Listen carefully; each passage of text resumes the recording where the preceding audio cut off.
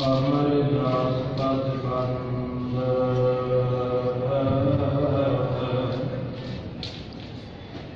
रामदास अर्जन गुरु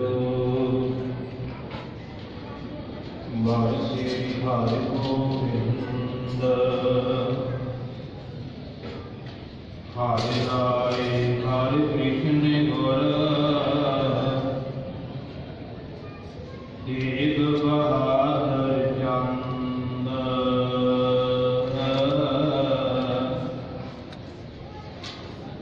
दसवें गोविंद सिंह गुरु नमो चरण अरविंद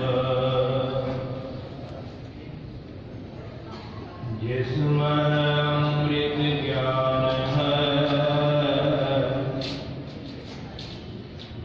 मानक भगत विराग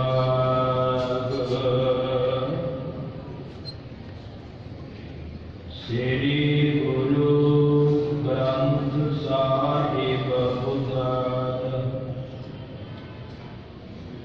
वंदा कार्य अनुराग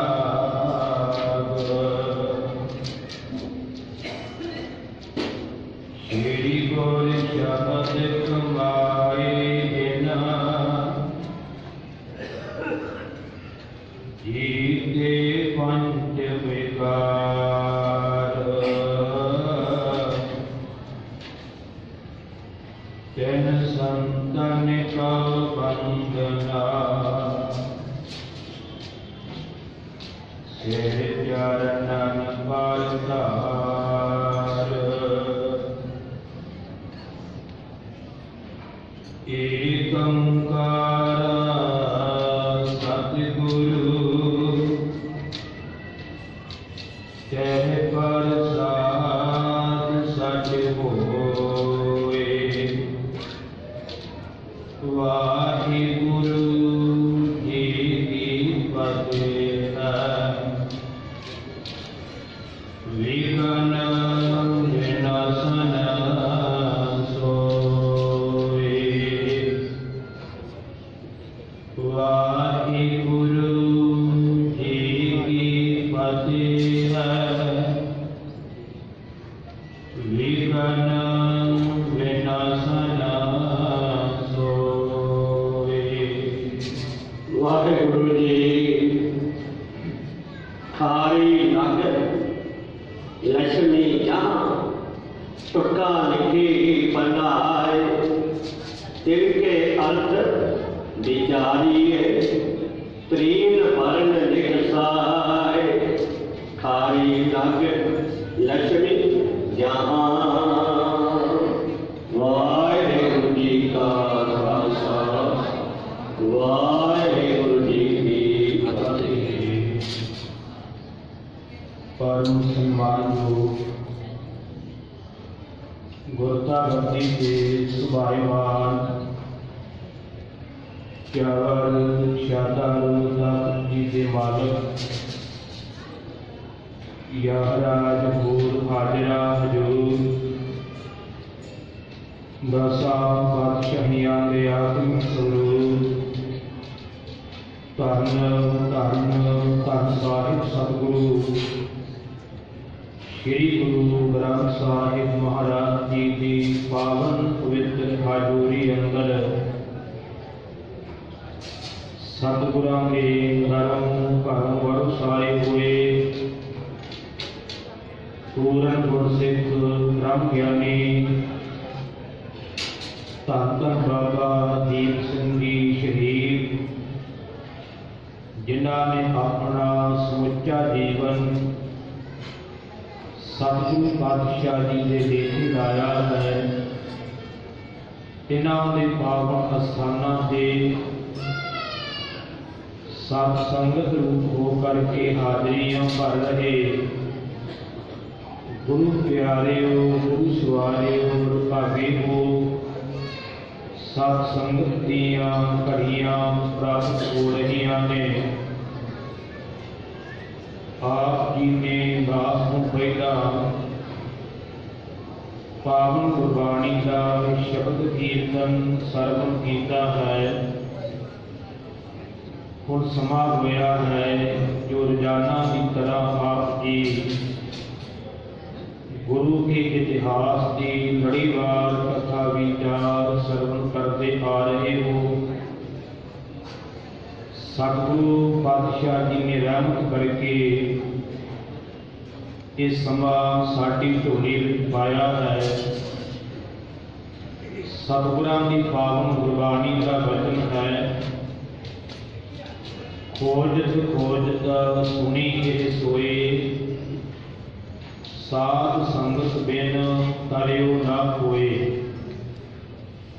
भावें तू किन्ना भी सिमरन अभ्यासी होवे, गुरबाणी करन वाला होवे, शुभ कर्म करने वाला होवे। पातशाह जी फरमाउंदे ने जिन्ना चिर गुरु की संगत नहीं करता उन्ना चिर उस जीव का पार उतारा नहीं होवेगा। इस सत संगत दीयां घड़ियां पातशाह जी ने कृपा करके बख्शिश कीतियां ने कि जिथे सत संगत विच आउण वाले नूं भागां वाला आख्या है, उत्थे पातशाह जी ने ये वचन भी प्रमाण किए जो रोजाना आपां रह रात की पावन गुरबाणी अंदर पढ़ते हाँ कि जो सतगुर सारण संगत नहीं आए, त्रिग जीवे त्रिग जीवास। ये धन गुरु रामदास पातशाह जी के वचन ने कि जेड़े जीव गुरु की शरण विच नहीं आए, संगत नहीं करते, पातशाह जी फरमाउंदे ने कि त्रिग जीवे जीवे तो भाव जिहड़ा लंघिया समा जिन्ना जीवन उन्होंने बतीत कर लिया वो भी लाणता भरिया। त्रिग जीवास, जीवास का अर्थ है कि आउण वाला समा जिहड़ा अजे जीवन जीवना है वो भी प्रतिकार योग है, लाणत योग है जे गुरु की शरण तो बगैर संगत तो बगैर असीं बतीत करते हाँ। इस सतगुरां की रहमत होवे, सत संगत दीयां घड़ियां प्राप्त होंदियां ने। बादशाह दरवेश सतगुरु कलगीधर पातशाह सरबंसदानी पिता श्री गुरु गोबिंद सिंह महाराज जी के पावन इतिहास की लड़ीवार विचार चल रही है। कल आप जी ने विचार सरवण कीते सन पहाड़ी राजियां दी फौजां दा अते सतगुरां दे ਸਿੰਘਾਂ दा आपसी युद्ध होया है। ਸਿੰਘਾਂ ने बहुत भारी जंग कीता जिहदे विच पहाड़ी राजियां दे पैर उखड़े, फौजां भज उठियां। फिर गरीब नवाज पातशाह जी जंग दे विचों वापस आ गए। जदों सतगुरु जी वापस आए, ਸਿੰਘਾਂ ਦੇ पैर उखड़ गए, वैरियां का दल भारू पै गया। ये समझाउणा सी सतगुरु जी ने कि जिन्ना चिर गुरु सिख दे नाल उन्ना चिर कदे भी सिख हारदा नहीं। जदों गुरु सिख तो दूर हो गया उदों सिख हारेगा। जदों पातशाह पिछे मुड़े ने, नीले ते असवार ने, ਤਾਂ उस वेले सतगुरां नूं आवाज़ां भी मारियां ਸਿੰਘਾਂ ने कि पातशाह जी रुको, पर पातशाह जी रुके नहीं। एक सिद्धांत बख्शना सी। उस वेले गुरु प्यार वालियों भाई नवरंग सिंह दौड़ करके घोड़ा भजा करके ले आए ने। सतगुरां दे कोल आए ते सतगुरां दे घोड़े दे अगे एक लकीर खिंच दित्ती है। आख्या नीलिया तैनू गुरु का वास्ता ही इस लकीर नूं पार ना करी। नीला घोड़ा उत्थे रुक गया। सतगुरां ने उसनूं चाबुक भी लाए ने, अड्डियां मारियां, पर नीले ने एक कदम भी अगे नहीं पुटिया। गुरु के वास्ते वो घोड़ा रुक गया है। सतगुरां ने फिर उथों पुत्र करके आख्या सी नीलिया तू पहले जन्म में भी साडा सेवादार सा, इस बार भी तू सेवादार है। अज तू गुरु के वास्ते रुकिया है। तेरा जीवन ਸਦਾ ਵਾਸਤੇ ਗੁਰੂ ਘਰ ਵਿੱਚ ਕਾਇਮ ਰਹਿ ਗਿਆ ਤੂੰ ਮੁਕਤ ਹੋ ਗਿਆ। ਸਤਿਗੁਰੂ ਪਾਤਸ਼ਾਹ ਵਾਪਸ ਆਏ, ਫਿਰ ਸਿੰਘਾਂ ਦਾ ਜੋਰ ਪਿਆ ਤੇ ਸਿੰਘਾਂ ਦੀ ਜਿੱਤ ਹੋਈ। ਗਰੀਬ ਨਵਾਜ਼ ਸਤਿਗੁਰੂ ਪਾਤਸ਼ਾਹ ਅਨੰਦਪੁਰ ਸਾਹਿਬ ਵਾਪਸ ਆਏ ਨੇ। ਹੁਣ ਇਹਨੂੰ ਇਹ ਸਿਧਾਂਤ ਦਿੰਦਾ ਹੈ ਕਿ ਜਦੋਂ ਸਿੱਖ ਦੇ ਨਾਲ ਗੁਰੂ ਹੋਵੇਗਾ ਸਿੱਖ ਕਦੇ ਨਹੀਂ ਹਾਰੇਗਾ, ਪਰ ਜਦੋਂ ਸਿੱਖ ਗੁਰੂ ਤੋਂ ਦੂਰ ਚਲਾ ਗਿਆ ਉਹਦੀ ਜ਼ਿੰਦਗੀ ਵਿੱਚ ਕਦੇ ਜਿੱਤ ਨਹੀਂ ਆਵੇਗੀ। ਜਿਸ ਦਾ ਤੂੰ ਹੋਵੇ ਵੱਲ ਸੋ ਕਦੇ ਨਾ ਹਾਰਦਾ, ਉਹ ਕਦੇ ਨਹੀਂ ਹਾਰਦਾ। ਜਾਮ ਗੁਰੂ ਹੋਏ ਵੱਲ ਲੱਖ ਬਾਹੇ ਕਿਆ ਕੀਜੈ, ਜੇ ਗੁਰੂ ਵੱਲ ਹੋਵੇ ਤੇ ਲੱਖਾਂ ਬਾਹਾਂ ਲੱਖਾਂ ਵੈਰੀ ਵੀ ਕੁਝ ਨਹੀਂ ਕਰ ਸਕਦੇ। ਹੁਣ ਗੁਰੂ ਸਿੱਖ ਦੇ ਨਾਲ ਕਿਵੇਂ? ਆਪਾਂ ਬਚਨ ਵੀ ਪੜ੍ਹਦੇ ਹਾਂ ਕਿ ਸੋ ਸਤਿਗੁਰ ਪਿਆਰਾ ਮੇਰਾ ਨਾਲ ਹੈ, ਜਿੱਥਾ ਕਿੱਥਾ ਮੈਨੂੰ ਲਏ ਛਡਾਈ। ਕਿ ਉਹ ਸਤਿਗੁਰੂ ਪਿਆਰਾ ਮੇਰੇ ਨਾਲ ਹੈ, ਜਿੱਥੇ ਕਿਤੇ ਦੀ ਵਿਪਤਾ ਪੈਂਦੀ ਉੱਥੇ ਮੈਨੂੰ ਛਡਾ ਲੈਂਦਾ ਹੈ। ਹੁਣ ਸਵਾਲ ਇਹ ਉੱਠਦਾ ਕਿ ਗੁਰੂ ਨਾਲ ਕਿਵੇਂ? ਹੁਣ ਗੁਰੂ ਕੀ ਹੈ? ਬਾਣੀ ਗੁਰੂ, ਗੁਰੂ ਹੈ ਬਾਣੀ, ਵਿਦ ਬਾਣੀ ਅੰਮ੍ਰਿਤ ਸਾਰੇ। ਗੁਰ ਬਾਣੀ ਕਹੈ ਸੇਵਕ ਜਨ ਮਾਨਾ, ਪ੍ਰਤੱਖ ਗੁਰੂ ਨਿਸਤਾਰੇ। ਜਿਹੜੇ ਸਿੱਖ ਕੋਲੇ ਬਾਣੀ ਹੈ ਸਮਝ ਲਓ ਗੁਰੂ ਉਹਦੇ ਨਾਲ। ਬਸ ਗੁਰੂ ਨਾਲ ਕਿਵੇਂ ਆ? ਜੇ ਸਿੱਖ ਦੇ ਕੋਲ ਗੁਰੂ ਦੀ ਬਾਣੀ ਹੈ, ਜਿਹੜਾ ਸਿੱਖ ਹਰ ਵਕਤ ਗੁਰੂ ਕੀ ਬਾਣੀ ਪੜ੍ਹਦਾ ਹੈ, ਗੁਰੂ ਸਦਾ ਉਹਦੇ ਨਾਲ ਹੈ, ਉਹਦੀ ਹਰ ਥਾਂ ਤੇ ਗੁਰੂ ਰੱਖਿਆ ਕਰਦਾ ਹੈ। ਹੁਣ ਸਵਾਲ ਇਹ ਵੀ ਉੱਠਦਾ ਹੈ ਕਿ ਜੇ ਗੁਰੂ ਨਾਲ ਹੈ ਤਾਂ ਉਹਨੂੰ ਚੇਤੇ ਕਰਨ ਦੀ ਕੀ ਲੋੜ, ਉਹਨੂੰ ਜਪਣ ਦੀ ਕੀ ਲੋੜ ਹੈ? ਤੇ ਪਾਤਸ਼ਾਹ ਨੇ ਇਹ ਵੀ ਸਾਨੂੰ ਸਮਝਾਇਆ ਪਾਵਨ ਗੁਰਬਾਣੀ ਦੇ ਅੰਦਰ। ਪਾਤਸ਼ਾਹ ਫਰਮਾਉਂਦੇ ਨੇ ਗੁਰ ਮੇਰਾ ਸੰਗ ਸਦਾ ਹੈ ਨਾਲੇ, ਹੈ ਤਾਂ ਸੰਗ ਹੈ ਸਦਾ ਨਾਲ, ਸਦਾ ਅੰਗ ਸੰਗੇ ਅਭੰਗਨ ਭੂਤੇ। ਪਰ ਅਗਲਾ ਬਚਨ ਕਹਿ ਦਿੱਤਾ ਸਿਮਰ ਸਿਮਰ ਤਿਸ ਸਦਾ ਸੰਭਾਲੇ। ਹੈ ਤੇਰੇ ਨਾਲ ਪਰ ਉਹਨੂੰ ਚੇਤੇ ਰੱਖੀ। ਕਈ ਵਾਰ ਕੋਲ ਚੀਜ਼ ਹੋਵੇ ਉਹਦਾ ਚੇਤਾ ਭੁੱਲ ਜਾਵੇ ਤੇ ਬੰਦੇ ਨੂੰ ਭੁਲੇਖਾ ਪੈ ਜਾਂਦਾ। ਕੋਲ ਹੁੰਦਿਆਂ ਵੀ ਕੋਲ ਹੈ, ਹਰ ਵਕਤ ਨਾਲ ਹੈ ਗੁਰੂ। ਜਿਸ ਸਿੱਖ ਦੇ ਕੋਲ ਬਾਣੀ ਹੈ ਗੁਰੂ ਸਦਾ ਉਹਦੇ ਨਾਲ ਹੈ। ਸਤਿਗੁਰਾਂ ਨੇ ਇਹ ਸਿਧਾਂਤ ਬਖਸ਼ਿਸ਼ ਕੀਤਾ ਹੈ।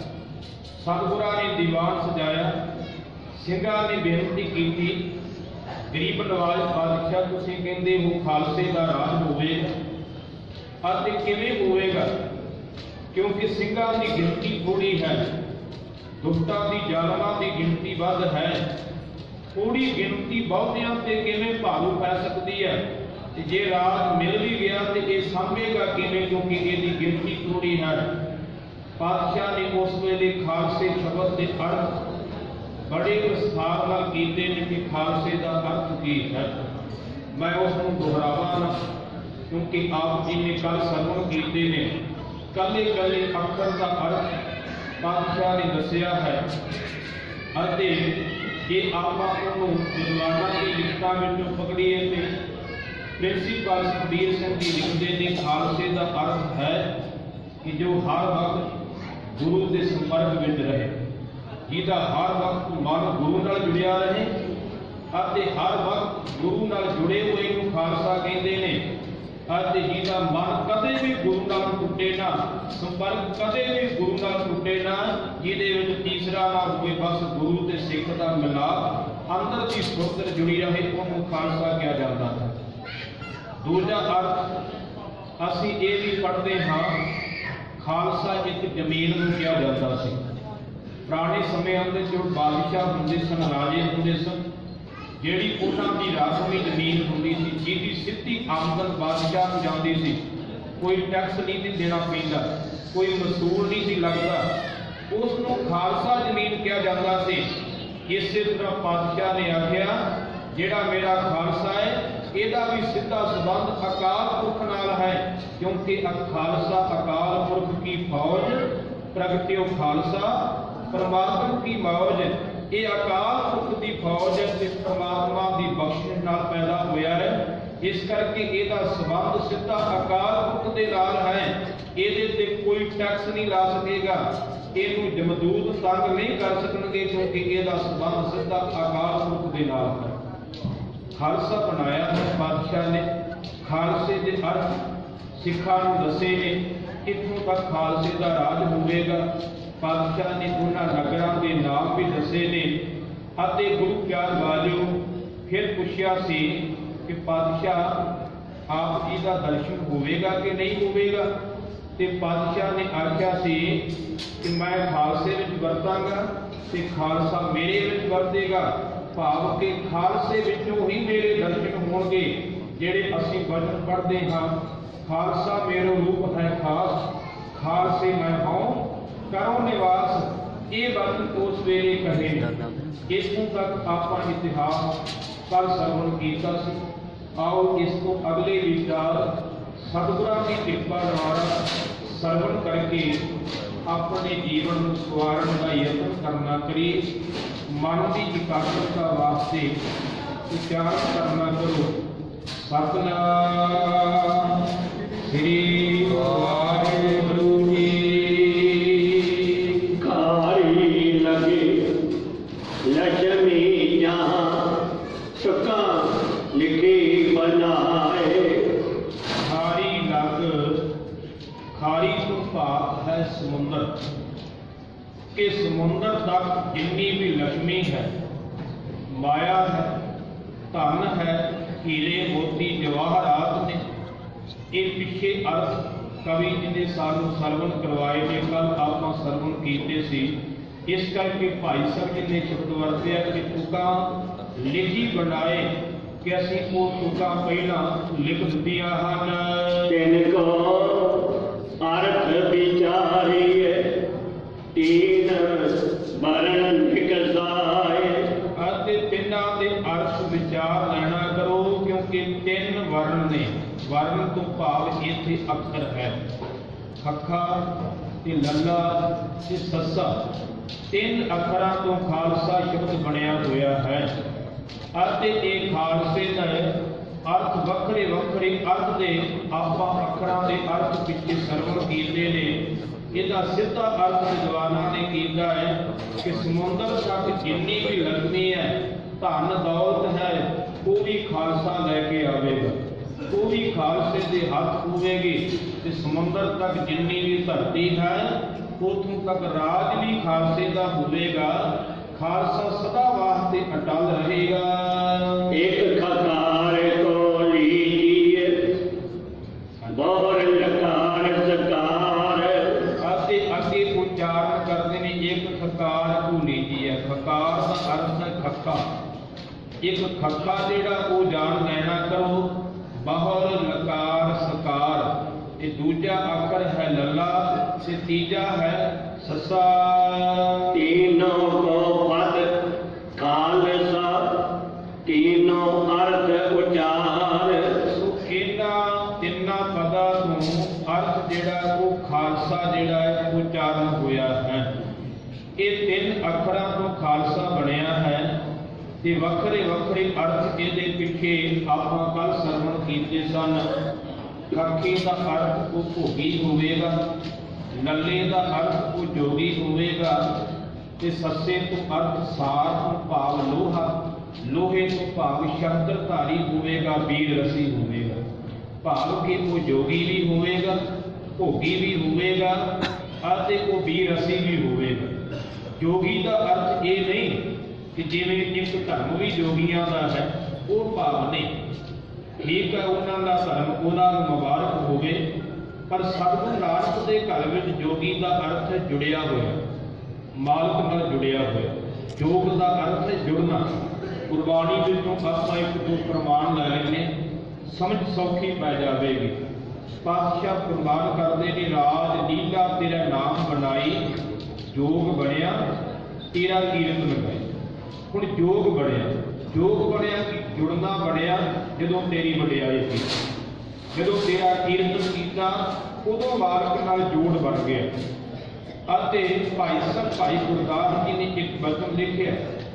ਭਾਈ ਸਾਹਿਬ ਜੀ ਲਿਖਦੇ ਨੇ, ਦੂਜੇ ਜੋਗੀਆਂ ਦਾ ਤੇ ਸਾਨੂੰ ਪਤਾ ਨਹੀਂ ਕਿਸ ਤਰ੍ਹਾਂ ਦੀ ਅਵਸਥਾ ਹੈ, ਪਰ ਗੁਰਸਿੱਖ ਜੋਗੀ ਐਸੇ ਨੇ ਜਿਹੜੇ ਸਦਾ ਜਾਗਦੇ ਨੇ। ਉਹ ਲਿਖਦੇ ਨੇ, ਗੁਰਸਿੱਖ ਜੋਗੀ ਜਾਗਦੇ ਮਾਇਆ ਅੰਦਰ ਕਰਨ ਉਦਾਸੀ। ਗੁਰਸਿੱਖ ਜਾਗਦੇ ਜੋਗੀ ਭਾਵ ਜੁੜੇ ਹੋਏ ਨੇ ਮਾਲਕ ਦੇ ਵਿੱਚ। ਜਿਹੜੇ ਮਾਇਆ ਦੇ ਅੰਦਰ ਉਪਰਾਮ ਰਹਿੰਦੇ ਨੇ, ਮਾਇਆ ਦੇ ਵਿੱਚ ਵਿਚਰਦੇ ਜ਼ਰੂਰ ਨੇ, ਕਿਉਂਕਿ ਮਾਇਆ ਤੋਂ ਬਿਨਾਂ ਸੰਸਾਰ ਨਹੀਂ ਚੱਲਣਾ। ਮਾਇਆ ਦਾ ਤਿਆਗ ਕਿਤੇ ਗੁਰਬਾਣੀ ਵਿੱਚ ਨਹੀਂ ਲਿਖਿਆ। ਪਾਤਸ਼ਾਹ ਨੇ ਇਹ ਵੀ ਲਿਖਿਆ ਕਿ ਸਿੱਖਾਂ ਮਾਇਆ ਦੀ ਵਰਤੋਂ ਸਹੀ ਕਰ।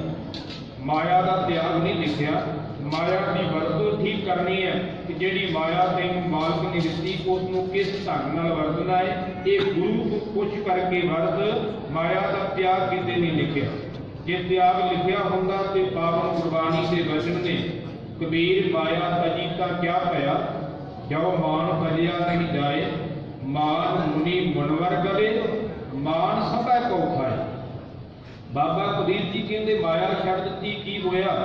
ਜੇ ਹਿਰਦੇ ਵਿੱਚੋਂ ਹਉਮੈ ਨਹੀਂ ਗਈ, ਮਾਣ ਨਹੀਂ ਗਿਆ, ਇਸ ਮਾਣ ਨੇ ਤੇ ਵੱਡੇ ਵੱਡੇ ਮੁਨੀਆਂ ਤੇ ਵੀ ਮੁਨੀਆਂ ਨੂੰ ਖਾ ਜਾਣਾ ਕੀਤਾ, ਭਾਵ ਗਾਲ ਦੇਣਾ ਕੀਤਾ ਹੈ। ਮਾਣ ਜਿਹੜਾ ਹੈ ਸਭ ਤੋਂ ਵੱਡੀ ਬਿਮਾਰੀ ਹੈ।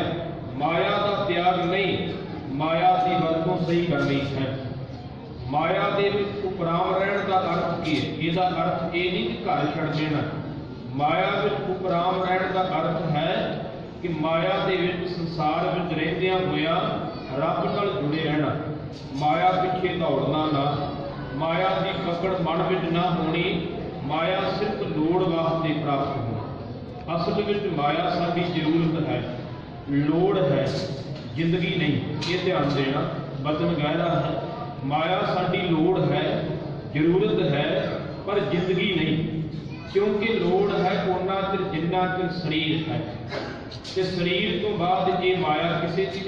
ਕਈ ਵਾਰ ਤਾਂ ਇਹ ਮਾਇਆ ਸਰੀਰ ਦੇ ਹੁੰਦਿਆਂ ਵੀ ਸਾਡਾ ਸਾਥ ਛੱਡ ਜਾਂਦੀ ਹੈ। ਪਾਵਨ ਗੁਰਬਾਣੀ ਦੇ ਅਸੀਂ ਬਚਨ ਪੜ੍ਹਦੇ ਹਾਂ।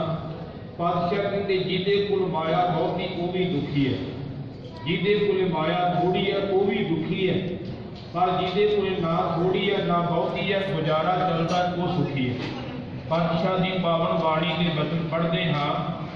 ਜਿਸ ਗ੍ਰਹਿ ਬਹੁਤ ਤਿਸੈ ਗ੍ਰਹਿ ਚਿੰਤਾ, ਜਿਸ ਗ੍ਰਹਿ ਥੋੜੀ ਸੋ ਫਿਰੈ ਭਰਮੰਤਾ, ਦੋਹੂ ਵਿਵਸਥਾ ਤੇ ਜੋ ਮੁਕਤਾ, ਸੋਈ ਸੁਹੇਲਾ ਭਾਲੀ ਹੈ। ਉਹਨੂੰ ਹੀ ਸੁਖੀ ਕਿਹਾ ਜਾਂਦਾ ਹੈ। ਕਿਉਂਕਿ ਲੋੜ ਵੀ ਜ਼ਰੂਰੀ ਹੈ। ਲੋੜ ਤੋਂ ਘੱਟ ਹੋਵੇ ਤੇ ਆਪਾਂ ਦੌੜਦੇ ਰਹਿੰਦੇ ਹਾਂ। ਸਵੇਰ ਦਾ ਪ੍ਰਸ਼ਾਦਾ ਛਕਿਆ, ਸ਼ਾਮ ਨੂੰ ਪਤਾ ਨਹੀਂ ਕੀ ਬਣਨਾ, ਚਿੰਤਾ ਲੱਗੀ ਰਹੇਗੀ। ਤੇ ਜੇ ਬਹੁਤੀ ਆ ਗਈ ਹੈ, ਲੋੜ ਤੋਂ ਵੱਧ ਗਈ ਹੈ, ਤੇ ਗੁਰਮੁਖ ਉਹ ਵੀ ਦੁੱਖ ਦਿੰਦੀ ਹੈ, ਕਿਉਂਕਿ ਉਹ ਟਿਕਾਣੇ ਲੱਗਦੇ ਨਹੀਂ, ਫਿਰ ਉਹਦੇ ਨਾਲ ਗਲਤ ਕਰਮ ਹੁੰਦਾ, ਉਹ ਵੀ ਦੁੱਖ ਦਿੰਦੀ। ਜ਼ਰੂਰਤ ਹੋਵੇ ਗੁਰੂ ਕੋਲ ਮੰਗਣਾ ਵੀ ਇਹੀ ਚਾਹੀਦਾ ਕਿ ਮਹਾਰਾਜ ਬਸ ਲੋੜ ਪੂਰਤੀ ਜਿੰਨੀ ਦਿਆ ਕਰੋ, ਬਹੁਤੀ ਨਾ ਦਿਓ, ਬਹੁਤੀ ਵੀ ਤੇਰੇ ਤੋਂ ਦੂਰ ਕਰ ਦਿੰਦੀ ਹੈ। ਇਸ ਕਰਕੇ ਮਾਇਆ ਉਪਰਾਮ ਦਾ ਅਰਥ ਹੈ ਕਿ ਮਾਇਆ ਦੇ ਵਿੱਚ ਮਨ ਨੂੰ ਲਾਉਣਾ। ਕੇਵਲ ਸਰੀਰ ਦੀਆਂ ਲੋੜਾਂ ਜ਼ਰੂਰ ਪੂਰੀਆਂ ਕਰਨੀਆਂ ਨੇ, ਪਰ ਜੀਵਨ ਕੇਵਲ ਪਰਮੇਸ਼ਰ ਦੇ ਨਾਮ ਦੁਆਰਾ, ਬਾਣੀ ਦੁਆਰਾ ਹੀ ਸਵਾਰਨਾ ਹੈ। ਇਸ ਕਰਕੇ ਖਾਲਸੇ ਦਾ ਅਰਥ ਹੈ ਕਿ ਜਿਹੜਾ ਯੋਗ ਭੋਗ ਦੇ ਵਿੱਚ ਉਪਰਾਮ ਰਵੇਗਾ। 3 ਅੱਖਰਾਂ ਤੋਂ ਖਾਲਸਾ ਬਣਿਆ। ਖੱਖੇ ਦਾ ਅਰਥ ਯੋਗ, ਜੁੜਿਆ ਹੋਇਆ। ਲੱਲੇ ਦਾ ਅਰਥ ਭੋਗ, ਭੋਗ ਤੋਂ ਅਰਥ ਪਦਾਰਥਾਂ ਵਿੱਚ ਰਹਿੰਦਾ, ਪਰ ਪਦਾਰਥਾਂ ਦੀ ਪਕੜ ਵਿੱਚ ਨਹੀਂ, ਮਾਇਆ ਦੀ ਪਕੜ ਵਿੱਚ ਨਹੀਂ। ਤੇ ਸੱਸੇ ਦਾ ਅੱਖਰ ਸਾਰ, ਸਾਰ ਤੋਂ ਭਾਵ ਹੈ ਲੋਹਾ, ਲੋਹੇ ਤੋਂ ਭਾਵ ਸ਼ਸਤਰ ਧਾਰੀ ਵੀਰ ਰਸ ਵਾਲਾ, ਭਾਵ ਜਿੱਥੇ ਲੋੜ ਪਵੇਗੀ ਜ਼ਾਲਮ ਨੂੰ ਰੋਕਣ ਦੀ, ਜ਼ੁਲਮ ਨੂੰ ਖਤਮ ਕਰਨ ਦੀ, ਉੱਥੇ ਖਾਲਸਾ ਤਿਆਰ ਹੋਵੇਗਾ। ਇਹ 3 ਅੱਖਰਾਂ ਦੇ ਅਰਥ ਜਿਹੜੇ ਵਿਦਵਾਨਾਂ ਨੇ ਕੀਤੇ, ਕੱਲ ਹੋਰ ਵੀ ਬੜੇ ਵਿਸਥਾਰ ਨਾਲ ਆਪ ਜੀ ਨੇ ਸਰਵਣ ਕੀਤੇ ਸਨ। ਜੋ ਪਈ ਪ੍ਰੇਮ ਕਹਿ ਤੂਸ਼ਣ ਭਏ ਗੁਸਾਈ। ਇਸ ਤਰ੍ਹਾਂ ਕਹਿ ਕਰਕੇ ਗੁਸਾਈ ਦਾ ਅਰਥ ਹੈ ਜਗਤ ਦੇ ਮਾਲਕ। ਜਗਤ ਦੇ ਮਾਲਕ ਧੰਨ ਗੁਰੂ ਗੋਬਿੰਦ ਸਿੰਘ ਮਹਾਰਾਜ ਚੁੱਪ ਕਰ ਗਏ ਹਨ। ਦੇਖਤ ਸਭ ਦ੍ਰਿਸ਼ ਦ੍ਰਿਸ਼ ਚਲਾਈ। ਦੇਖਤ ਸਭ, ਸਾਰੇ ਦੇਖ ਰਹੇ ਨੇ ਪਾਤਸ਼ਾਹ ਵੱਲ, ਦਰਸ਼ਨ ਕਰ ਰਹੇ ਨੇ। ਪਾਤਸ਼ਾਹ ਨੇ ਆਪਣੀ ਮਿਹਰ ਭਰੀ ਨਿਗਾਹ ਸਾਰਿਆਂ ਵੱਲ ਚਲਾਈ ਹੈ। ਲਖਿਓ ਸਭਾਏ ਖਾਲਸੇ ਗੋਰਖੋ।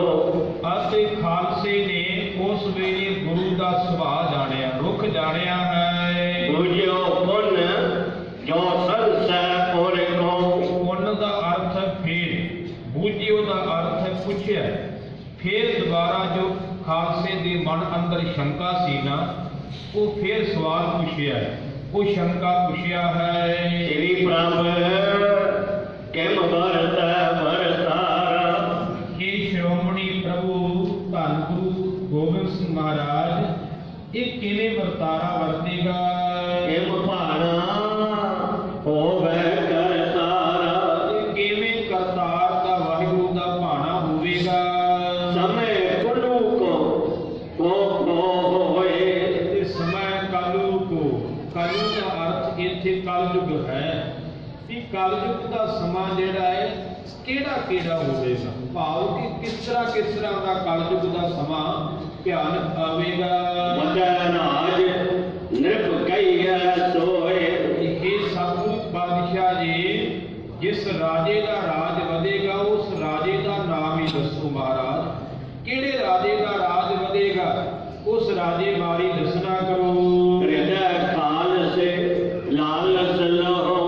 ਤੇ ਹਿਰਦਾ ਖਾਲਸੇ ਲਾਲਸ ਲਹੋ ਵੀ ਖਾਲਸੇ ਦੇ ਹਿਰਦੇ ਅੰਦਰ ਜੋ ਚਾਹਣਾ ਹੈ ਲਾਲਸਾ ਹੈ ਉਹ ਤੁਸੀਂ ਜਾਣਦੇ ਹੋ। ਭੂਤ ਭਵਿੱਖਿਅਤ ਕੀ ਗਤ ਕਹੋ। ਤੇ ਭੂਤ ਭਵਿੱਖਿਅਤ, ਭੂਤ ਦਾ ਅਰਥ ਹੈ ਕਿ ਜਿਹੜਾ ਲੰਘ ਚੁੱਕਾ ਸਮਾਂ ਜਿਹਨੂੰ ਆਪਾਂ ਪਾਸਟ ਕਹਿੰਦੇ, ਤੇ ਭਵਿੱਖਿਅਤ ਦਾ ਅਰਥ ਹੈ ਆਉਣ ਵਾਲਾ ਸਮਾਂ ਜਿਹਨੂੰ ਆਪਾਂ ਫਿਊਚਰ ਕਹਿੰਦੇ।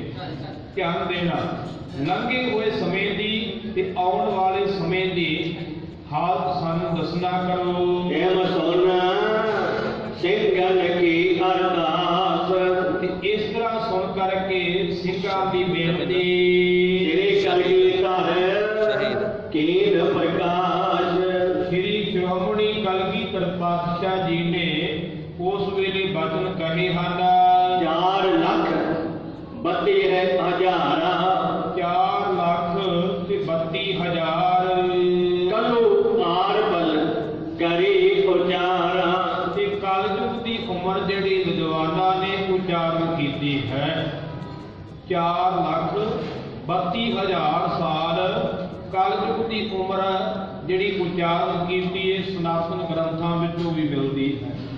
ਵੱਖਰੇ ਵੱਖਰੇ ਯੁੱਗਾਂ ਦੀ ਉਮਰ ਵੀ ਸਾਨੂੰ ਲਿਖਤ ਰੂਪ ਵਿੱਚ ਮਿਲਦੀ ਹੈ। ਜਿਸ ਮੈਂ ਸੰਤ ਹੋਏ ਬ੍ਰਹਮ ਗਿਆਨੀ। ਤੇ ਜਿਸ ਕਲਯੁਗ ਦੇ ਸਮੇਂ ਅੰਦਰ ਸੰਤ ਹੋਣਗੇ ਬ੍ਰਹਮ ਗਿਆਨੀ ਹੋਣਗੇ, ਕਿਉਂਕਿ ਗੁਰੂ ਪਿਆਰ ਵਾਲਿਓ ਸੰਤ ਸ਼ਬਦ ਜਿਹੜਾ ਹੈ ਉਹ ਸੰਸਕ੍ਰਿਤ ਦੇ ਸੁੱਤ ਸ਼ਬਦ ਤੋਂ ਬਣਿਆ ਹੈ। ਸੁੱਤ ਦਾ ਅਰਥ ਹੁੰਦਾ ਹੈ ਪੁੱਤਰ, ਭਾਵ ਕਿ ਪਰਮੇਸ਼ਰ ਦਾ ਪੁੱਤਰ ਜਿਹੜੇ ਪਰਮੇਸ਼ਰ ਦੇ ਹੁਕਮ ਨੂੰ ਮੰਨਣ ਵਾਲੇ ਹੋਣਗੇ, ਉਹਦੇ ਹੁਕਮ ਵਿੱਚ ਚੱਲਣਗੇ। ਜਿਨ੍ਹਾਂ ਸਾਸ ਗਰਾਸ ਨਾ ਵਿਸਰੈ ਹਰ ਨਾਮਾ ਮਨ ਮੰਤ ਧਨ ਸੇ ਸੇਈ ਨਾਨਕਾ ਪੂਰਨ ਸੋਈ ਸੰਤ। ਜਿਨ੍ਹਾਂ ਨੂੰ ਕਦੇ ਵਾਹਿਗੁਰੂ ਦਾ ਨਾਮ ਨਹੀਂ ਭੁੱਲੇਗਾ ਉਹੀ ਪੂਰਨ ਸੰਤ ਨੇ। ਤੇ ਦੂਜਾ ਬ੍ਰਹਮ ਗਿਆਨੀ, ਬ੍ਰਹਮ ਗਿਆਨੀ ਉਹਨੂੰ ਕਿਹਾ ਗਿਆ ਹੈ ਜਿਹਨੂੰ ਬ੍ਰਹਮ ਦਾ ਗਿਆਨ ਹੋਵੇ, ਕੇਵਲ ਅਖਰੀ ਨਹੀਂ। ਅਖਰੀ ਗਿਆਨ ਤੇ ਮੇਰੇ ਵਰਗਾ ਵੀ ਪੜ੍ਹ ਕੇ ਸਿੱਖ ਸਕਦਾ ਹੈ, ਪਰ ਇੱਥੇ ਬ੍ਰਹਮ ਗਿਆਨੀ ਨਹੀਂ ਸ਼ਬਦ ਵਰਤਿਆ ਜਾ ਸਕਦਾ। ਬ੍ਰਹਮ ਗਿਆਨੀ ਜਿਹਨੂੰ ਆਤਮਿਕ ਗਿਆਨ ਹੈ, ਜਿਹਨੂੰ ਪਰਮੇਸ਼ਰ ਦਾ ਗਿਆਨ ਹੈ। ਤੇ ਅਸੀਂ ਇਹ ਵਚਨ ਪੜ੍ਹਦੇ ਹਾਂ ਬ੍ਰਹਮ ਗਿਆਨੀ ਦੇ ਲੱਛਣ ਵੀ ਦੱਸੇ ਗੁਰਬਾਣੀ ਵਿੱਚ। ਮਨ ਸਾਚਾ ਮੁਖ ਸਾਚਾ ਸੋਏ ਤੇ ਅਵਰ ਨਾ ਵੇਖੈ ਏਕਸ ਬਿਨ ਕੋਏ ਨਾਨਕ ਇਹ ਲੱਛਣ ਬ੍ਰਹਮ ਗਿਆਨੀ ਹੋਏ। ਹੁਣ ਉਹ ਤੇ ਕਲੀਅਰ ਕਰ ਦਿੱਤਾ ਪਾਤਸ਼ਾਹ ਜੀ ਨੇ, ਜਿਹਦੇ ਮਨ ਵਿੱਚ ਵੀ ਸੱਚਾ ਵਸਿਆ ਹੋਇਆ, ਜਿਹਦੇ ਮੁਖ ਵਿੱਚ ਵੀ ਸੱਚਾ ਵਾਹਿਗੁਰੂ ਹੈ, ਇੱਕ ਤੋਂ ਬਿਨਾਂ ਉਹ ਦੂਜੇ ਨੂੰ ਵੇਖਦਾ ਤੱਕ ਨਹੀਂ। ਕਹਿੰਦੇ ਇਹ ਲੱਛਣ ਜਿਹਦੇ ਵਿੱਚ ਨੇ ਚਿੰਨ੍ਹ ਨੇ ਉਸ ਨੂੰ ਬ੍ਰਹਮ ਗਿਆਨੀ ਕਿਹਾ ਹੈ। ਕਿਉਂ? ਕਲਯੁਗ ਦੇ ਸਮੇਂ ਅੰਦਰ ਸੰਤ ਹੋਣਗੇ, ਬ੍ਰਹਮ ਗਿਆਨੀ ਰੱਬ ਦੇ ਪਿਆਰੇ ਹੋਣਗੇ। ਸਗਰੇ ਦੋਖ ਕਰੈ ਸੋਹਾਨੀ। ਅਤੇ ਇਹ ਇਸ਼ਾਰਾ ਕਿਹਦੇ ਵੱਲ ਹੈ? ਕਿਉਂਕਿ ਇਹ ਪਾਤਸ਼ਾਹ ਜੀ ਨੇ ਇਸ਼ਾਰਾ ਧੰਨ ਗੁਰੂ ਨਾਨਕ ਸਾਹਿਬ ਦੇ ਵੱਲ ਕੀਤਾ। ਇਹ ਪਿਛਲੇ ਸਮੇਂ ਦੀ ਗੱਲ ਕੀਤੀ ਪਾਤਸ਼ਾਹ ਜੀ ਨੇ। ਤੇ ਗੁਰੂ ਪਿਆਰ ਵਾਲਿਓ ਭੂਤ ਕਾਲ ਦਾ ਸਮਾਂ ਦੱਸਿਆ ਹੈ, ਕਿਉਂਕਿ ਸਿੰਘਾਂ ਨੇ ਕਿਹਾ ਸੀ ਨੇ ਮਹਾਰਾਜ ਪਿਛਲੇ ਸਮੇਂ ਦੀ ਵੀ ਦੱਸੋ ਤੇ ਆਉਣ ਵਾਲੇ ਸਮੇਂ ਦੀ ਵੀ ਦੱਸੋ। ਇਹ ਕਲਯੁਗ ਦੇ ਸਮੇਂ ਦੀ ਗੱਲ ਦੱਸਦਿਆਂ ਦੱਸਿਆ ਸੀ ਕਿ ਉਹ ਸਾਰੇ ਦੋਸ਼ਾਂ ਨੂੰ ਔਗਣਾਂ ਨੂੰ ਨਾਸ਼ ਕਰਨ ਵਾਲੇ ਹੋਣਗੇ। ਦੋਹਰਾ ਕਾਲ ਦਰਸ਼ਨ ਕੇ ਕਾਰਨ ਉਠੇ ਪ੍ਰਾਤ ਇੱਕ ਬਰਖ। ਹੁਣ ਅੱਗੇ ਬੜਾ ਵਿਚਾ ਨੁਕਤਾ ਸਾਨੂੰ ਦੱਸਦੇ ਪਏ ਨੇ। ਕਲ ਦਰਸ਼ਨ ਕੇ ਕਾਰਨੇ ਕਹਿੰਦੇ ਕਲਯੁਗ ਧੰਨ ਗੁਰੂ ਨਾਨਕ ਸਾਹਿਬ ਜੀ ਦੇ ਦਰਸ਼ਨ ਕਰਨ ਵਾਸਤੇ ਉੱਠੇ ਪ੍ਰਾਤ ਇੱਕ ਬਰਖ ਦਾ ਅਰਥ ਹੈ ਸਾਲ। ਇੱਕ ਸਾਲ ਕਲਯੁਗ ਗੁਰੂ ਨਾਨਕ ਸਾਹਿਬ ਦੇ ਦਰਸ਼ਨ ਕਰਨ ਵਾਸਤੇ ਅੰਮ੍ਰਿਤ ਵੇਲੇ ਉੱਠਿਆ ਹੈ। ਨਗਰ ਦੂਰ ਹੋਏ ਦੇਖੀਐ ਤਉ ਦਰਸਾਵੈ ਹਰਖ। ਅਤੇ ਨਗਰ ਤੋਂ ਦੂਰ ਹੋ ਕਰਕੇ ਜਦੋਂ ਕਲਯੁਗ ਨੇ ਗੁਰੂ ਨਾਨਕ ਸਾਹਿਬ ਦੇ ਦਰਸ਼ਨ ਕੀਤੇ ਨੇ ਉਸ ਵੇਲੇ ਬੜਾ ਖੁਸ਼ ਹੋਇਆ ਹੈ। ਨਗਰ ਵਿੱਚ ਸ਼ਿਸ਼ਨ ਬਾਤਲ ਬਹੁ ਕਰ ਮੈਂ ਭੋਜਨ ਖਾਏ।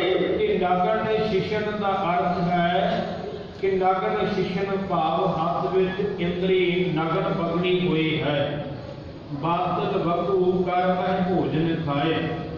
ਅਤੇ ਗੁਰੂ ਪਿਆਰ ਵਾਲਿਓ ਵਰੋਲੇ ਵਰਗਾ ਉਹਦਾ ਸਰੀਰ ਹੈ ਤੇ ਹੱਥ ਵਿੱਚ ਉਹ ਭੋਜਨ ਖਾ ਰਿਹਾ ਹੈ। ਨੀਲ ਵਸਨ ਬੋਲੇ ਹਸੈ ਸਹਿਜ ਸੁਭਾਏ ਨਹਾਏ। ਅਤੇ ਨੀਲ ਵਸਨ ਦਾ ਅਰਥ ਹੈ ਕਿ ਨੀਲੇ ਰੰਗ ਦੇ ਵਸਤਰ ਉਹਨੇ ਪਹਿਨੇ ਹੋਏ ਨੇ ਅਤੇ ਹੱਸ ਕੇ ਬੋਲਦਾ ਹੈ। ਤੇ ਸਹਿਜ ਸੁਭਾਏ ਨਹਾਏ ਦਾ ਅਰਥ ਇੱਥੇ ਨਹਾਉਣਾ ਨਹੀਂ ਗਾ, ਇੱਥੇ ਨਿਹਾਏ ਦਾ ਅਰਥ ਭਾਵ ਲਿਆ ਹੈ। ਨਿਹਾਏ ਦਾ ਅਰਥ ਦਾ ਨਿਉਣਾ ਝੁਕਣਾ। ਸਹਿਜ ਸੁਭਾਏ ਹੀ ਗੁਰੂ ਨਾਨਕ ਦੇ ਅੱਗੇ ਉਹ ਝੁਕਿਆ ਹੈ, ਉਸ ਨੇ ਨਮਸਕਾਰ ਕੀਤੇ ਹੈ। ਦਰਸ਼ਨ ਤੇ ਪਾਤਕ ਗਏ ਮਿਟੀ ਸ਼ੰਕ ਸਭ ਦੇਹੋ। ਤੇ ਸਤਿਗੁਰਾਂ ਦੇ ਦਰਸ਼ਨ ਕਰਨ ਦੇ ਨਾਲ ਉਹਦੇ ਸਾਰੇ ਪਾਪ ਕੱਟੇ ਗਏ ਤੇ ਜੋ ਉਹਦੇ ਸਰੀਰ ਵਿੱਚ ਮਨ ਦੇ ਵਿੱਚ ਸ਼ੰਕੇ ਸਨ ਉਹ ਸਾਰੇ ਸ਼ੰਕੇ ਵੀ ਨਿਵਰਤ ਹੋਏ ਹਨ। ਜੋ ਬੋਲੇ ਸੋ ਵਾਕ ਉਠ ਚਿਤਵਤ ਪੂਰਨ ਲੈ। ਅਤੇ ਜੋ ਸਤਿਗੁਰਾਂ ਦੇ ਬਚਨ ਸੁਣ ਕਰਕੇ ਜੋ ਸਤਿਗੁਰਾਂ ਨੇ ਉਸ ਵੇਲੇ ਬਚਨ ਬੋਲੇ ਸਨ, ਚਲੋ ਉਹ ਬਚਨ ਵੀ ਮੈਂ ਤੁਹਾਨੂੰ ਸੁਣਾ ਦਿੰਦਾ। ਪਾਵਨ ਗੁਰਬਾਣੀ ਦੇ ਵਿੱਚ ਉਹ ਬਚਨ ਦਰਜ ਨੇ। ਸ੍ਰੀ ਰਾਗ ਦੇ ਅੰਦਰ ਉਹ ਪਹਿਲਾ ਹੀ ਸ਼ਬਦ ਹੈ। ਧੰਨ ਗੁਰੂ ਨਾਨਕ ਦੇਵ ਪਾਤਸ਼ਾਹ ਜੀ ਦਾ 14 ਅੰਗ ਤੇ ਇਹ ਪਾਵਨ ਸ਼ਬਦ ਪੜ੍ਹਦੇ ਹਾਂ। ਵਿਦਵਾਨਾਂ ਦੀ ਲਿਖਤ ਮੁਤਾਬਕ ਜਦੋਂ ਕਲਯੁਗ ਸਤਿਗੁਰੂ ਨਾਨਕ ਸਾਹਿਬ ਦੇ ਕੋਲ ਗਿਆ ਹੈ ਅਤੇ ਗੁਰੂ ਪਿਆਰ ਵਾਲਿਓ ਉਸਨੇ ਕਈ ਤਰ੍ਹਾਂ ਦੀਆਂ ਭੇਟਾਵਾਂ ਸਤਿਗੁਰਾਂ ਦੇ ਅੱਗੇ ਅਰਪਣ ਕਰਨ ਦਾ ਯਤਨ ਕੀਤਾ ਹੈ। ਪਹਿਲਾਂ ਇਹ ਬੇਨਤੀ ਕੀਤੀ ਸੀ ਕਿ ਤੁਹਾਨੂੰ ਸੁੰਦਰ ਮੰਦਰ ਬਣਾ ਦਿੱਤੇ ਜਾਣਗੇ, ਸੋਹਣੇ ਮੰਦਰਾਂ ਦੇ ਵਿੱਚ ਰਹੋ, ਉਹਨਾਂ ਵਿੱਚ ਰਤਨਾਂ ਦੀ ਜੜਤਕਾਰੀ ਕੀਤੀ ਹੋਵੇਗੀ ਅਤੇ ਕਸਤੂਰੀ ਆਦਿਕ ਕੇਸਰ ਆਦਿਕ ਚੰਦਨ ਆਦਿਕ ਛਿੜਕਿਆ ਹੋਵੇਗਾ, 4 ਫੇਰੇ ਲੀਪਿਆ ਹੋਵੇਗਾ। ਤੇ ਪਾਤਸ਼ਾਹ ਨੇ ਉਸ ਵੇਲੇ ਆਖਿਆ ਨਹੀਂ, ਸਾਨੂੰ ਐਸੇ ਮੰਦਰਾਂ ਦੀ ਲੋੜ ਨਹੀਂ। ਪਾਤਸ਼ਾਹ ਨੇ ਸ਼ਬਦ ਉਚਾਰੇ ਕਸਤੂਰ ਕੁੰਗੂ, ਜਿਹੜਾ ਅਸੀਂ ਸ਼ਬਦ ਪੜ੍ਹਦੇ ਮੋਤੀ ਤਾਂ ਮੰਦਰ ਕੂਸਰਹਿ ਰਤਨੀ ਤਾਂ ਬੁਹੀ ਜੜਾਓ। ਕਸਤੂਰ ਕੁੰਗੂ ਅਗਰ ਚੰਦਨ ਲੀਪ ਆਵੈ ਚਾਓ। ਮਤ ਦੇਖ ਭੂਲਾ ਵਿਸਰੈ ਤੇਰਾ ਚਿੱਤ ਨਾ ਆਵੈ ਨਾਓ। ਮਤਾਂ ਕਿਤੇ ਮੈਂ ਇਹਨਾਂ ਨੂੰ ਵੇਖ ਕਰਕੇ ਪਰਮੇਸ਼ਰ ਨੂੰ ਭੁੱਲ ਜਾਵਾਂ, ਵਿਸਰ ਜਾਵਾਂ। हे ਵਾਹਿਗੁਰੂ ਤੇਰਾ ਨਾਮ ਚੇਤੇ ਨਾ ਆਵੇ, ਮੈਨੂੰ ਐਸੇ ਮੰਦਰਾਂ ਦੀ ਲੋੜ ਨਹੀਂ, ਮੈਨੂੰ ਤੇਰੀ ਯਾਦ ਚਾਹੀਦੀ। ਇਹ ਭਾਵ ਉਹੀ ਹੈ ਜਿਹੜਾ ਗੁਰੂ ਗੋਬਿੰਦ ਸਿੰਘ ਮਹਾਰਾਜ ਦੇ ਮਾਛੀਵਾੜੇ ਦੇ ਜੰਗਲਾਂ ਵਿੱਚ ਉਚਾਰਿਆ। ਉੱਥੇ ਵੀ ਇਸ ਤਰ੍ਹਾਂ ਦਾ ਬਚਨ ਉਚਾਰਿਆ, ਮਿੱਤਰ ਪਿਆਰੇ ਨੂੰ ਹਾਲ ਮੁਰੀਦਾਂ ਦਾ ਕਹਿਣਾ, ਤੁਧ ਬਿਨ ਰੋਗ ਰਜਾਈਆਂ ਦਾ ਕੋਢਣ ਨਾਗ ਨਿਵਾਸਾਂ ਦੇ ਰਹਿਣਾ।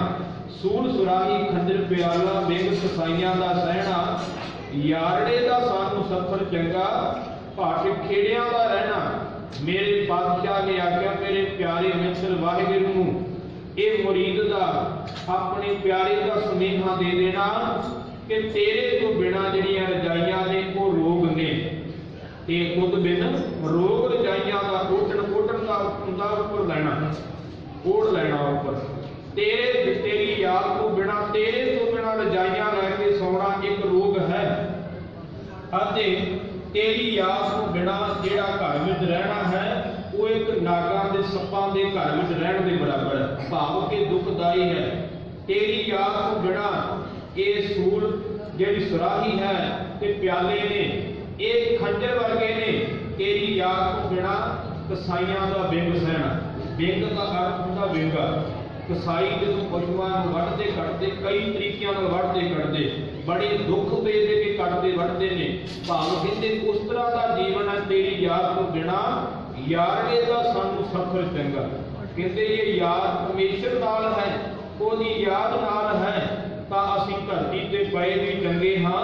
ਭੱਠ ਖੇੜਿਆਂ ਦਾ ਰਹਿਣਾ, ਜੇ ਰੱਬ ਦੀ ਯਾਦ ਨਹੀਂ, ਮਾਲਕ ਤੂੰ ਨਹੀਂ, ਤੇ ਖੇੜਿਆਂ ਦਾ ਖੁਸ਼ੀਆਂ ਦਾ ਰਹਿਣਾ ਵੀ ਤੂੰ ਭੱਠ ਪਵੇ ਸੜ ਜਾਵੇ, ਅਸੀਂ ਉਸ ਰਹਿਣੇ ਤੋਂ ਕੀ ਲੈਣਾ। ਐਸਾ ਹੀ ਬਚਨ ਗੁਰੂ ਨਾਨਕ ਸਾਹਿਬ ਦਾ ਆਪਾਂ ਸਰਵਣ ਕਰ ਰਹੇ।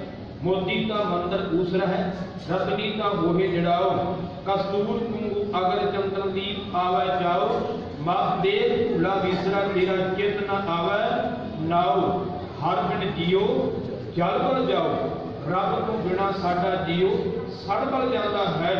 ਮੈਂ ਆਪਣਾ ਗੁਰਪੂਤ ਦੇਖਿਆ ਅਵਰ ਨਾਹੀ ਥਾਓ, ਮੈਂ ਆਪਣੇ ਗੁਰੂ ਨੂੰ ਪੁੱਛ ਕਰਕੇ ਦੇਖਿਆ ਹੈ, ਗੁਰੂ ਤੋਂ ਬਿਨਾ ਹੋਰ ਕੋਈ ਥਾਂ ਨਹੀਂ ਜਿੱਥੇ ਅੰਦਰ ਨੂੰ ਟਿਕਾ ਮਿਲ ਸਕੇ, ਜਿੱਥੇ ਅੰਦਰ ਦੀ ਅੱਗ ਬੁਝ ਸਕੇ, ਹੋਰ ਕੋਈ ਥਾਂ ਟਿਕਾਣਾ ਨਹੀਂ, ਕੇਵਲ ਗੁਰੂ ਤੋਂ ਬਿਨਾ ਖੇਡ ਨਹੀਂ ਬਣਨੀ।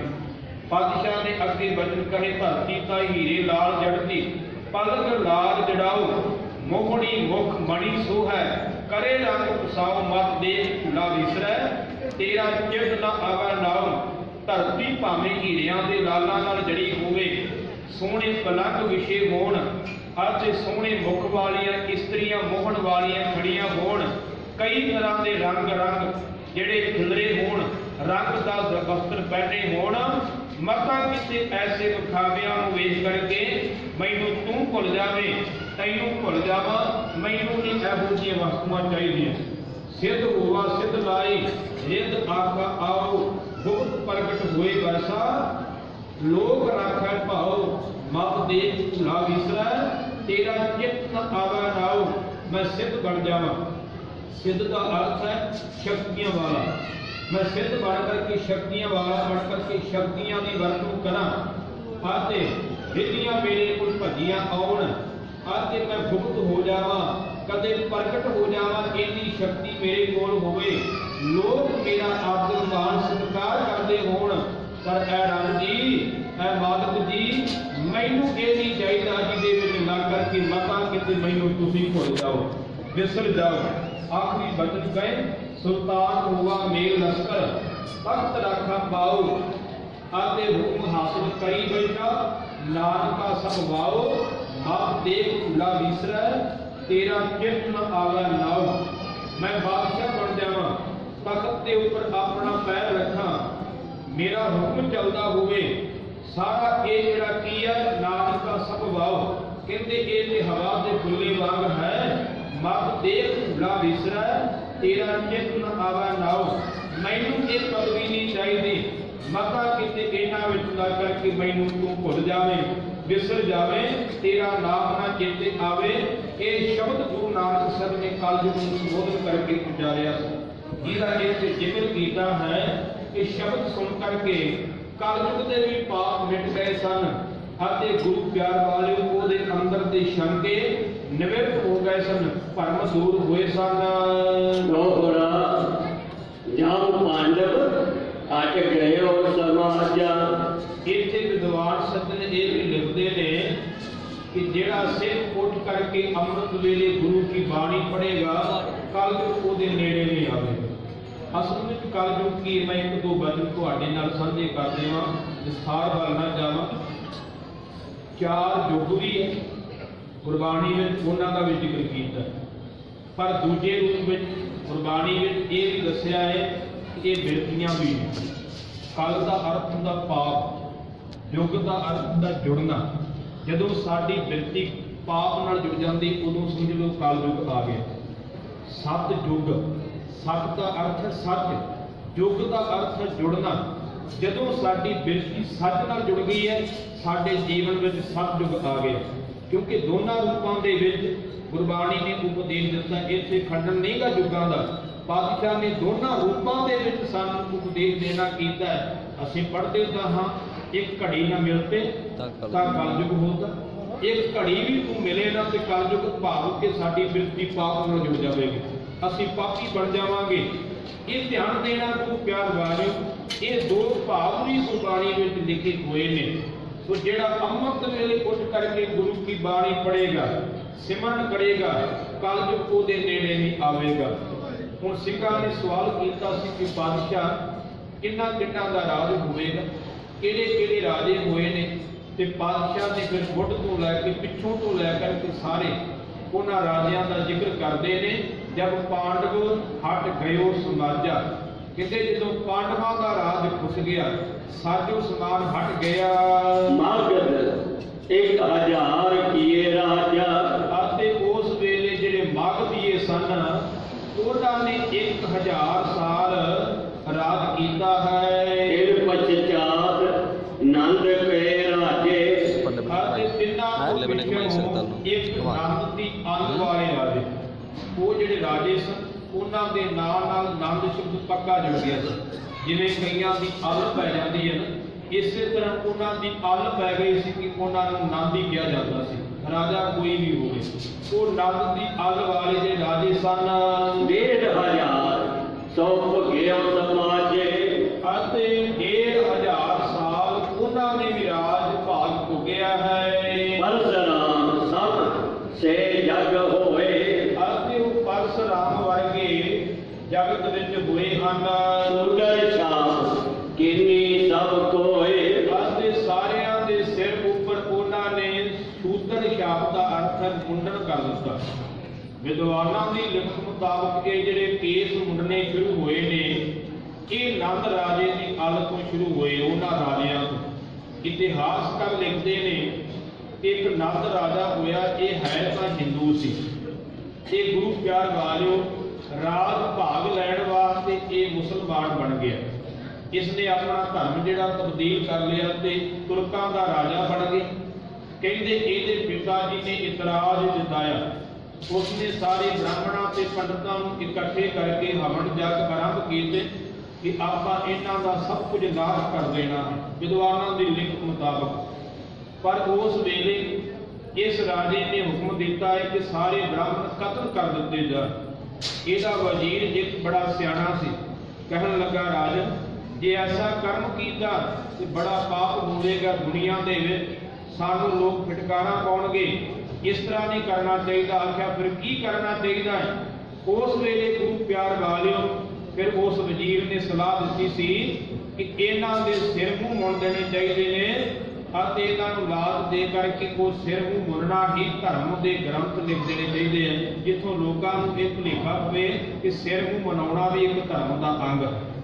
ਮੈਂ ਵਿਦਵਾਨਾਂ ਦੀ ਲਿਖਤ ਮੁਤਾਬਕ ਗੱਲ ਕਰ ਰਿਹਾ, ਕੋਈ ਆਪਣਾ ਦਾਅਵਾ ਨਹੀਂ ਕਰਦਾ ਪਿਆ। ਜੋ ਲਿਖਿਆ ਮੈਂ ਤੁਹਾਨੂੰ ਸੁਣਾ ਰਿਹਾ, ਧਿਆਨ ਦੇਣਾ ਗੁਰੂ ਪਿਆਰ ਵਾਲਿਓ। ਉਹਦੇ ਵਿੱਚ ਉਹਨਾਂ ਨੇ ਲਿਖਿਆ ਹੈ ਕਿ ਉਹਨਾਂ ਨੇ ਉਹਨਾਂ ਪੰਡਤ ਲੋਕਾਂ ਦੇ ਸਿਰ ਨੂੰ ਮੁੰਨ ਦਿੱਤੇ, ਉਹਨਾਂ ਨੂੰ ਲਾਲਚ ਦਿੱਤਾ ਤੇ ਉਹਨਾਂ ਨੇ ਕਈ ਗ੍ਰੰਥ ਲਿਖ ਦਿੱਤੇ ਕਿ ਇਹ ਵੀ ਇੱਕ ਧਰਮ ਦਾ ਅੰਗ ਹੈ। ਉਸ ਦਿਨ ਤੋਂ ਸੰਸਾਰ ਅੰਦਰ ਇਹ ਕੇਸ ਮੁੰਡਣ ਦਾ ਰਿਵਾਜ ਚੱਲਿਆ। ਇਤਿਹਾਸਕਾਰਾਂ ਦੀ ਲਿਖਤ ਮੁਤਾਬਕ ਉਹਦਾ ਜ਼ਿਕਰ ਵੀ ਇੱਥੇ ਆ ਗਿਆ ਹੈ ਕਿ ਉਹਨਾਂ ਨੇ ਜਿਹੜੇ ਨੰਦ ਅਲ ਦੇ ਰਾਜੇ ਸਨ, ਉਹਨਾਂ ਨੇ ਸਾਰਿਆਂ ਦੇ ਸਿਰ ਮੂੰਹ ਮੁੰਨ ਦਿੱਤੇ, ਮੁੰਡਨ ਕਰ ਦਿੱਤੇ। ਜਗ ਮੈਂ ਡਿਜ ਆਦਿਕ ਜੇ ਭਏ, ਜਗਤ ਵਿੱਚ ਜਿਹੜੇ ਬ੍ਰਾਹਮਣ ਆਦਿਕ ਹੋਏ ਹਨ, ਸਿਰ ਮੁਖ ਸਭਨ ਮੁੰਡਾਏ ਸੋ ਗਏ, ਉਹਨਾਂ ਦੇ ਸਿਰ ਤੇ ਮੂੰਹ ਸਾਰਿਆਂ ਦੇ ਮੁੰਡਾ ਦੇਣਾ ਕੀਤੇ। ਇਤਿਹਾਸ ਵਿੱਚ ਲਗਾਤਾਰ ਆ ਰਿਹਾ ਬਸ ਕਿ ਉਹਨਾਂ ਦਾ ਸਿਰ ਵੀ ਮੁੰਨ ਦਿੱਤਾ ਹੈ ਤੇ ਮੁਖ ਤੋਂ ਦਾੜਾ ਵੀ ਮੁੰਨ ਦਿੱਤਾ ਹੈ। ਕੇਸ਼ ਦੂਰ ਸਭ ਇੱਕ ਸਮ ਕਰੇ, ਉਹ ਸਾਰਿਆਂ ਦੇ ਕੇਸ ਦੂਰ ਕਰਕੇ ਸਾਰਿਆਂ ਨੂੰ ਇੱਕੋ ਜਿਹੇ ਬਣਾ ਦਿੱਤਾ ਹੈ। ਦੋਖ ਅਦਕ ਵਿਆਪਿਓ ਸਮ ਸਰੇ, ਇਸ ਤਰ੍ਹਾਂ ਜਿਹੜਾ ਬਹੁਤਾ ਭਾਰੀ ਜਿਹੜਾ ਔਗਣ ਸੀ, ਇਹ ਗੁਨਾਹ ਪਾਪ ਸਾਰਿਆਂ ਦੇ ਵਿੱਚ ਇੱਕ ਸਾਰ ਵਿਆਪ ਗਿਆ ਹੈ। ਰਾਜਪੂਤ ਜੇ ਦਾਸੀ ਨੰਦ, ਤੇ ਜਿਹੜੇ ਰਾਜਪੂਤ ਸਨ, ਕਈ ਪ੍ਰਕਾਰ ਦੇ ਰਾਜਪੂਤ ਨੇ। ਨੰਦ ਜੋ ਦਾਸੀ ਦੇ ਪੁੱਤਰ ਰਾਜਪੂਤ ਹੋਏ ਹਨ, ਪੰਜ ਪੁਸ਼ਤ ਕੀਏ ਰਾਜ ਬਿਲੰਦ, ਉਹਨਾਂ ਨੇ 5 ਪੀੜ੍ਹੀਆਂ ਤੱਕ ਬਹੁਤ ਭਾਰੀ ਰਾਜ ਕੀਤਾ ਹੈ। ਸੂਰਜ ਹੋਏ, ਅਤੇ ਫਿਰ ਉਹਨਾਂ ਤੋਂ ਬਾਅਦ ਸੂਰਜਵੰਸ਼ੀ ਰਾਜੇ ਹੋਏ, ਜਿਨ੍ਹਾਂ ਨੂੰ ਸੂਰਮੇ ਮੋਰੀਆ ਖਾਨਦਾਨ ਵਾਲੇ ਵੀ ਕਿਹਾ ਜਾਂਦਾ ਹੈ। ਫਿਰ ਮੌਰਜ ਦਾ ਅਰਥ ਮੋਰੀਆ ਖਾਨਦਾਨ, ਜਿਨ੍ਹਾਂ ਵਿੱਚੋਂ ਚੰਦਰਗੁਪਤ ਰਾਜਾ ਹੋਇਆ, ਫਿਰ ਉਹਨਾਂ ਦਾ ਰਾਜ ਹੋਇਆ। ਤੇ ਤੂਰਜ ਦਾ ਅਰਥ ਵਿਦਵਾਨ ਕੀਤਾ ਹੈ ਕਿ ਤੂਰਜ ਤੋਂ ਮੁਰਾਦ ਹੈ ਤੁਰਾਨੀਆਂ। ਤੁਰਾਨੀਆਂ ਦਾ ਰਾਜ ਹੋਇਆ ਜੋ ਪਾਰਸੀ ਕੌਮ ਦੇ ਸਨ।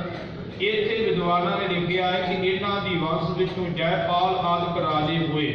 ਉਹਨਾਂ ਦਾ ਰਾਜ ਹੋਇਆ ਮੋਰ ਪਠਾਨ ਰਾਜ ਲਿਏ ਸੋਏ। ਅਤੇ ਫਿਰ ਉਹਨਾਂ ਤੋਂ ਬਾਅਦ ਪਠਾਨਾਂ ਨੇ ਰਾਜ ਲੈਣਾ ਕੀਤਾ ਹੈ। ਮੁਗਲ ਭਏ ਤਿੰਨ ਤੇ ਪਚਚਾਤੀ। ਦਿਨਾਂ ਦੇ ਵਿੱਚੋਂ ਮੁਗਲ ਰਾਜੇ ਬਣੇ ਹਨ। ਪ੍ਰਜਾ ਭਈ ਸਭ ਹੋਰ ਜਾਤੀ। ਜਿਹੜੀ ਪ੍ਰਜਾ ਸੀ ਉਹ ਹੋਰ ਹੀ ਰੰਗ ਰੂਪ ਧਾਰ ਗਈ, ਉਹ ਕਈ ਰੂਪਾਂ ਵਿੱਚ ਵੰਡੀ ਗਈ। ਰੋਣਾ ਕੇਤਕ ਦਿਨ ਪਰ। ਅਤੇ ਪਾਤਸ਼ਾਹ ਜੀ ਕਹਿਣ ਲੱਗੇ ਫਿਰ ਇਹ ਰੌਲਾ ਕੁਝ ਕੁ ਦਿਨ ਪਵੇਗਾ। ਸੈਨ ਕਾਬਲੀ ਤੇ ਸਭ ਡਰੈ। ਅਤੇ ਕਾਬਲ ਦੀ ਸੈਨਾ ਨੂੰ ਸਾਰੇ ਡਰਨਗੇ। ਦਸ਼ਣ ਕੋ ਤਲ ਉਮੜਿਓ ਘਨੇ। ਅਤੇ ਫਿਰ ਦਸ਼ਣ ਦੇ ਵੱਲੋਂ ਦਲ ਪੈਦਾ ਹੋਵੇਗਾ, ਉਮੜ ਕਰਕੇ ਆਵੇਗਾ। ਇੱਥੇ ਇਸ਼ਾਰਾ ਹੈ ਮਰਹੱਟਿਆਂ ਵੱਲ। ਤੇ ਗੁਰਮੁਖੋ ਮਰਹੱਟੇ ਨਾਮ ਪਤਾ ਕਿਉਂ ਪਿਆ ਸੀ? ਵਿਦਵਾਨਾਂ ਦੀ ਲਿਖਤ ਮੁਤਾਬਕ ਉਹਨਾਂ ਦਾ ਨਾਮ ਮਰਹੱਟੇ ਇਸ ਕਰਕੇ ਪਿਆ ਸੀ ਕਿ ਜਦੋਂ ਉਹ ਜੰਗ ਨੂੰ ਜਾਂਦੇ ਸਨ ਮਰ ਕੇ ਹੀ ਹਟਦੇ ਸੀ, ਨਹੀਂ ਜਿਉਂਦੇ ਵਾਪਸ ਨਹੀਂ ਸੀ ਆਉਂਦੇ ਹਾਰ ਕੇ। ਇੰਨੇ ਬਹਾਦਰ ਸਨ, ਪਰ ਗੁਰੂ ਕੇ ਖਾਲਸੇ ਨੇ ਉਹਨਾਂ ਨੂੰ ਬਾਤ ਪਾ ਦਿੱਤੀ। ਧੰਨ ਧੰਨ ਬਾਬਾ ਦੀਪ ਸਿੰਘ ਜੀ ਦਾ ਸੀਸ ਵੀ ਲੱਗ ਗਿਆ। ਆਖਿਆ ਤੁਸੀਂ ਤਾਂ ਮਰ ਕੇ ਹਟ ਜਾਂਦੇ ਹੋ, ਅਸੀਂ ਮਰ ਕੇ ਵੀ ਨਹੀਂ ਮੁੜਾਂਗੇ, ਅਸੀਂ ਗੁਰੂ ਕੇ ਸਿੱਖ ਹਾਂ। ਸੋ ਸੀਸ ਲੱਥੇ ਤੋਂ ਵੀ ਜੰਗ ਕੀਤਾ ਹੈ ਤੇ ਗੁਰੂ ਪਿਆਰ ਵਾਲਿਓ ਉਸ ਕੌਮ ਨੂੰ ਫੇਲ ਕਰਕੇ ਰੱਖ ਦਿੱਤਾ ਹੈ ਕਿ ਤੁਸੀਂ ਤਾਂ ਮਰ ਕੇ ਹਟਣ ਵਾਲੇ ਹੋ, ਪਰ ਗੁਰੂ ਗੋਬਿੰਦ ਸਿੰਘ ਦੇ ਖਾਲਸੇ ਮਰਨ ਤੋਂ ਬਾਅਦ ਵੀ ਨਹੀਂ ਮੁੜਦੇ ਜੇ ਪਾਲਨ ਕਰ ਲੈਣ। ਸੋ ਉਹਨਾਂ ਨੂੰ ਵੀ ਮਾਤ ਪਾਉਣ ਵਾਲੇ ਮਹਾਂਪੁਰਖ ਨੇ ਬਾਬਾ ਦੀਪ ਸਿੰਘ, ਜਿਨ੍ਹਾਂ ਦੇ ਪਾਵਨ ਅਸਥਾਨਾਂ ਤੇ ਅਸੀਂ ਬੈਠੇ ਹਾਂ। ਇੱਕ ਉਹਨਾਂ ਦੇ ਜੀਵਨ ਦੀ ਘਟਨਾ ਮੈਂ ਤੁਹਾਨੂੰ ਸੁਣਾ ਦੇਵਾਂ। ਬਹੁਤਾ ਸਮਾਂ ਨਹੀਂ ਗਾ, ਪ੍ਰਸੰਗ ਦੀ ਸਮਾਪਤੀ ਹੋਣ ਵਾਲੀ ਹੈ। ਗੁਰੂ ਪਿਆਰ ਵਾਲਿਓ, ਇੱਕ ਦਿਨ ਬਾਬਾ ਦੀਪ ਸਿੰਘ ਜੀ ਬਰਤਨ ਮਾਂਜ ਰਹੇ ਸਨ। ਇੱਕੋ ਉਹਨਾਂ ਨੇ ਬਰਤਨ ਪਕੜਿਆ, ਵਾਰ-ਵਾਰ ਉਹਨੂੰ ਮਾਂਜ ਕੇ ਆਪਣੇ ਮੁਖ ਦੇ ਅੱਗੇ ਕਰਦਾ, ਫਿਰ ਮਾਂਜਣ ਲੱਗ ਪਏ। ਇਹ ਕੌਤਕ ਗੁਰੂ ਗੋਬਿੰਦ ਸਿੰਘ ਮਹਾਰਾਜ ਦੂਰ ਬੈਠੇ ਵੇਖਦੇ ਸਨ ਕਿ ਬਾਬਾ ਦੀਪ ਸਿੰਘ ਜੀ ਕੀ ਕਰਦੇ ਪਏ ਨੇ। ਵਾਰ-ਵਾਰ ਬਰਤਨ ਮਾਂਜ ਆਪਣੇ ਮੁਖ ਦੇ ਅੱਗੇ ਕਰ, ਫਿਰ ਮਾਂਜਣ ਲੱਗ ਪਏ। ਚੱਲ ਕਰਕੇ ਪਾਤਸ਼ਾਹ ਗੁਰੂ ਗੋਬਿੰਦ ਸਿੰਘ ਜੀ ਕੋਲ ਆਏ। ਕਹਿਣ ਲੱਗੇ ਭਾਈ ਦੀਪ ਸਿੰਘ ਜੀ, ਕੀ ਗੱਲ ਤੁਸੀਂ ਇਸ ਬਰਤਨ ਨੂੰ ਮਾਂਜਦੇ ਹੋ, ਆਪਣੇ ਸਾਹਮਣੇ ਕਰਦੇ ਹੋ ਅਤੇ ਫਿਰ ਇਹਨੂੰ ਮਾਂਜਣ ਲੱਗ ਪੈਂਦੇ ਹੋ। ਤੇ ਬਾਬਾ ਦੀਪ ਸਿੰਘ ਜੀ ਕਹਿਣ ਲੱਗੇ ਮਹਾਰਾਜ, ਮੈਂ ਇਸ ਬਰਤਨ ਨੂੰ ਮਾਂਜ ਕਰਕੇ ਚਮਕਾ ਕੇ ਆਪਣੇ ਸਾਹਮਣੇ ਕਰਦਾ ਹੈ ਤੇ ਇਹਦੇ ਵਿੱਚੋਂ ਮੈਨੂੰ ਆਪਣਾ ਚਿਹਰਾ ਦਿੱਤਾ ਹੈ ਕਿ ਮੈਂ ਕਹਿੰਦਾ ਅਜੇ ਸਾਫ਼ ਨਹੀਂ ਹੋਇਆ, ਜਦੋਂ ਇਹਦੇ ਵਿੱਚੋਂ ਤੁਹਾਡਾ ਚਿਹਰਾ ਦਿਖੇਗਾ ਮੈਂ ਸਮਝਾਂਗਾ ਉਦੋਂ ਮਾਂਜਿਆ ਗਿਆ। ਹੁਣ ਧਿਆਨ ਦੇਣਾ ਇਸ ਗੱਲ ਵੱਲ। ਇਹ ਖੇਡ ਕੇਵਲ ਬਾਹਰ ਦੇ ਬਰਤਨ ਦੀ ਨਹੀਂ ਗੀ, ਇਹ ਅੰਦਰ ਦੀ ਖੇਡ ਹੈ ਕਿ ਅੰਦਰ ਇੰਨਾ ਸਾਫ਼ ਹੋ ਜਾਵੇ ਸਿੱਖ ਨੂੰ ਆਪਣੇ ਵਿੱਚੋਂ ਆਪਣਾ ਗੁਰੂ ਨਜ਼ਰ ਆਵੇ। ਜੋ ਪਾਤਸ਼ਾਹ ਨੇ ਕਿਹਾ ਸੀ ਕਿ ਸਿੱਖ ਦੇ ਵਿੱਚੋਂ ਮੇਰਾ ਚਿਹਰਾ ਨਜ਼ਰ ਆਵੇਗਾ, ਗੁਰੂ ਨਜ਼ਰ ਆਵੇਗਾ। ਆਖਿਆ ਪਾਤਸ਼ਾਹ ਅਜੇ ਤਾਂ ਮੈਂ ਦਿਸਦੀ ਹੈ, ਪਰ ਜਦੋਂ ਤੂੰ ਦਿਸੇਗਾ ਉਦੋਂ ਸੇਵਾ ਥਾਂ ਪਏਗੀ। ਇਹ ਰਮਜੀ ਕਾਫੀ ਹੈ ਕਿ ਸੇਵਾ ਕਿਵੇਂ ਕਰਨੀ ਗੁਰੂ ਕਰਦੀ। ਜਿੰਨਾ ਚਿਰ ਸਾਡੀ ਸੇਵਾ ਵਿੱਚ ਮੈਂ ਹਾਂ ਉਹਨਾਂ ਚ ਸੇਵਾ ਥਾਂ ਨਹੀਂ ਪਵੇਗੀ। ਜਦੋਂ ਉਹ ਨਜ਼ਰ ਆਵੇਗਾ ਸੇਵਾ ਦੇ ਵਿੱਚੋਂ ਤੇ ਤਾਂ ਸਾਡੀ ਸੇਵਾ ਜਿਹੜੀ ਉਹ ਥਾਂ ਪਵੇਗੀ। ਸੋ ਗੁਰੂ ਪਿਆਰ ਵਾਲਿਓ, ਫਿਰ ਮਰਹੱਟਿਆਂ ਦਾ ਦਲ ਜਿਹੜਾ ਉਮੜ ਕਰਕੇ ਆਇਆ। ਲੋਟ ਟੂਟ ਜਗ ਕੋ ਦੁੱਖ ਬਨੇ। ਇਹ ਪਾਤਸ਼ਾਹ ਜੀ ਭਵਿੱਖਿਤ ਬਾਤ ਦੱਸਣ ਰਹੇ ਨੇ ਕਿ ਆਉਣ ਵਾਲੇ ਸਮੇਂ ਵਿੱਚ ਕੀ ਕੁਝ ਹੋਣਾ। ਕੁਝ ਬਚਨ ਨੇ ਜਿਹੜੇ ਪਹਿਲੇ ਸਮੇਂ ਦੇ ਲੰਘ ਚੁੱਕੇ ਸਮੇਂ ਦੇ, ਤੇ ਕੁਝ ਬਚਨ ਨੇ ਆਉਣ ਵਾਲੇ ਸਮੇਂ ਦੇ, ਕਿਉਂਕਿ ਸਿੰਘਾਂ ਨੇ ਦੋਵੇਂ ਬਚਨ ਚੁੱਕੇ ਸੀ। ਮਹਾਰਾਜ ਜਿਹੜਾ ਲੰਘਿਆ ਸਮਾਂ ਉਹ ਵੀ ਦੱਸੋ ਤੇ ਜਿਹੜਾ ਅਜੇ ਆਉਣਾ ਹੈ ਉਹ ਵੀ ਦੱਸੋ। ਹੁਣ ਲੰਘਿਆ ਸਮਾਂ ਗੁਰੂ ਨਾਨਕ ਦੇ ਜੀਵਨ ਵਿੱਚੋਂ ਵੀ ਪਾਤਸ਼ਾਹ ਨੇ ਦੱਸਿਆ। ਹੁਣ ਆਉਣ ਵਾਲੇ ਸਮੇਂ ਦੇ ਬਾਰੇ ਦੱਸਦੇ ਪਏ ਨੇ ਕਿ ਜਦੋਂ ਮਰਹੱਟਿਆਂ ਦਾ ਰਾਜ ਹੋਵੇਗਾ ਉਹ ਸੰਸਾਰ ਨੂੰ ਲੁੱਟਣਗੇ, ਕੁੱਟਣਗੇ, ਬੜੇ ਦੁੱਖ ਦੇਣਗੇ। ਸਿੰਘ ਗਰਜੈ ਪੱਗ ਭਾਰੀ। ਤੇ ਫਿਰ ਉਹਨਾਂ ਦੇ ਜ਼ੁਲਮ ਨੂੰ ਰੋਕਣ ਵਾਸਤੇ ਭਾਰੀ ਸਿੰਘ ਗੁਰੂ ਕੇ ਖਾਲਸੇ ਗਰਜਣਗੇ। ਪਰ ਜੰਗ ਸੰਗ ਸੈਨ ਕੰਧਾਰੀ ਸੈਨਾ ਦੇ ਨਾਲ ਖਾਲਸੇ ਦਾ ਜੰਗ ਹੋਵੇਗਾ। ਪੂਰਬ ਵਿਖੇ ਮੌਨ ਵੱਧ ਜਾਮੈ। ਪੂਰਬ ਦੇ ਵੱਲ ਮੌਨ ਦਾ ਅਰਥ ਹੈ ਅੰਗਰੇਜ਼। ਅੰਗਰੇਜ਼ਾਂ ਦਾ ਰਾਜ ਹੋਵੇਗਾ, ਅੰਗਰੇਜ਼ ਵੱਧ ਜਾਣਗੇ। ਹਰ ਘਰ ਸਭ ਕੀ ਸਭਾ ਉਠਾਵੈ। ਪਰ ਗੁਰੂ ਕੇ ਖਾਲਸੇ ਸਿੰਘ ਉਹਨਾਂ ਨਾਲ ਲੜ ਕਰਕੇ ਸਾਰਿਆਂ ਦੀ ਸਭਾ ਉਠਾ ਦੇਣਗੇ, ਭਾਵ ਖਤਮ ਕਰ ਦੇਣਗੇ। ਇਤੋਂ ਸਿੰਘ ਉਤ ਹੋਏ ਫਿਰੰਗੀ, ਇਧਰ ਸਿੰਘ ਹੋਣਗੇ ਗੁਰੂ ਕੇ ਖਾਲਸੇ, ਉਧਰ ਫਿਰੰਗੀ ਭਾਵ ਅੰਗਰੇਜ਼ ਹੋਣਗੇ। ਦਲ ਦੋਨੋਂ ਕੇ ਹਵੈ ਭਜ ਜੰਗੀ, ਪਰ ਦਲ ਜਿਹੜੇ ਦੋਨਾਂ ਪਾਸਿਆਂ ਵਾਲੇ ਬੜੇ ਜੰਗੀ ਹੋਣਗੇ, ਭਾਵ ਜੰਗ ਕਰਨ ਵਾਲੇ ਸੂਰਮੇ ਹੋਣਗੇ। ਇਤਕ ਸਮਤ ਇਮੋ ਬਿਤਾਵੈ, ਇਹ ਕਈ ਸਾਲ ਤਾਂ ਇਸੇ ਤਰ੍ਹਾਂ ਹੀ ਬਤੀਤ ਕਰਨਗੇ ਸਿੰਘ। ਮਿਲ ਕਰ ਮਸਲਤ ਰਾਜ ਕਮਾਵੈ, ਇਹ ਅੰਗਰੇਜ਼ਾਂ ਦੇ ਨਾਲ ਮਿਲ ਕਰਕੇ ਸਲਾਹ ਕਰਕੇ ਰਾਜ ਕਰਨਗੇ। ਉਹ ਵੀ ਸਮਾਂ ਲੰਘਿਆ, ਅੰਗਰੇਜ਼ਾਂ ਦੇ ਨਾਲ ਸੰਧੀ ਵੀ ਮਹਾਰਾਜਾ ਰਣਜੀਤ ਸਿੰਘ ਨੇ ਕੀਤੀ ਸੀ। ਸੋ ਉਹ ਵਚਨ ਕਹੇ ਬਾਦਸ਼ਾਹ ਨੇ ਭੁਲੇਖੇ ਵਚਨ ਕਿ ਕੁਝ ਸਮਾਂ ਇਸ ਤਰ੍ਹਾਂ ਅੰਗਰੇਜ਼ਾਂ ਦੇ ਨਾਲ ਮਿਲ ਕਰਕੇ ਵੀ ਰਾਜ ਕਮਾਉਣਗੇ। ਵਧੈ ਖਾਲਸਾ ਲੈ ਭਜ ਰਾਜਾ, ਅਤੇ ਫਿਰ ਜਦੋਂ ਖਾਲਸਾ ਵਧੇਗਾ ਇਹ ਆਪਣਾ ਰਾਜ ਜਿਹੜਾ ਉਹ ਪ੍ਰਾਪਤ ਕਰੇਗਾ। ਪਹਿਲਾਂ ਮਹਾਰਾਜਾ ਰਣਜੀਤ ਸਿੰਘ ਮਿਲ ਕੇ ਚੱਲਦੇ ਰਹੇ, ਬਾਅਦ ਵਿੱਚ ਖਾਲਸੇ ਦਾ ਆਪਣਾ ਰਾਜ ਕਾਇਮ ਹੋਇਆ ਹੈ। ਫਿਰ ਖਾਲਸਾ ਵਧੇਗਾ ਤੇ ਭਾਰੀ ਰਾਜ ਰਹੇਗਾ। ਸਭ ਵਿਦ ਤੇ ਅਧਿਕਾਏ ਸਮਾਜਾ, ਤੇ ਸਰਬ ਪ੍ਰਕਾਰ ਸਾਜੋ ਸਮਾਨ ਖਾਲਸੇ ਦਾ ਵਧੇਗਾ। ਜਿਤ ਕਿਤ ਸਿੱਖ ਨਾਮ ਗੁਰ ਜਪੈ, ਕਿਤੇ ਕਿਤੇ ਵੀ ਸਿੱਖ ਹੀ ਗੁਰੂ ਦਾ ਨਾਮ ਜਪਣਗੇ।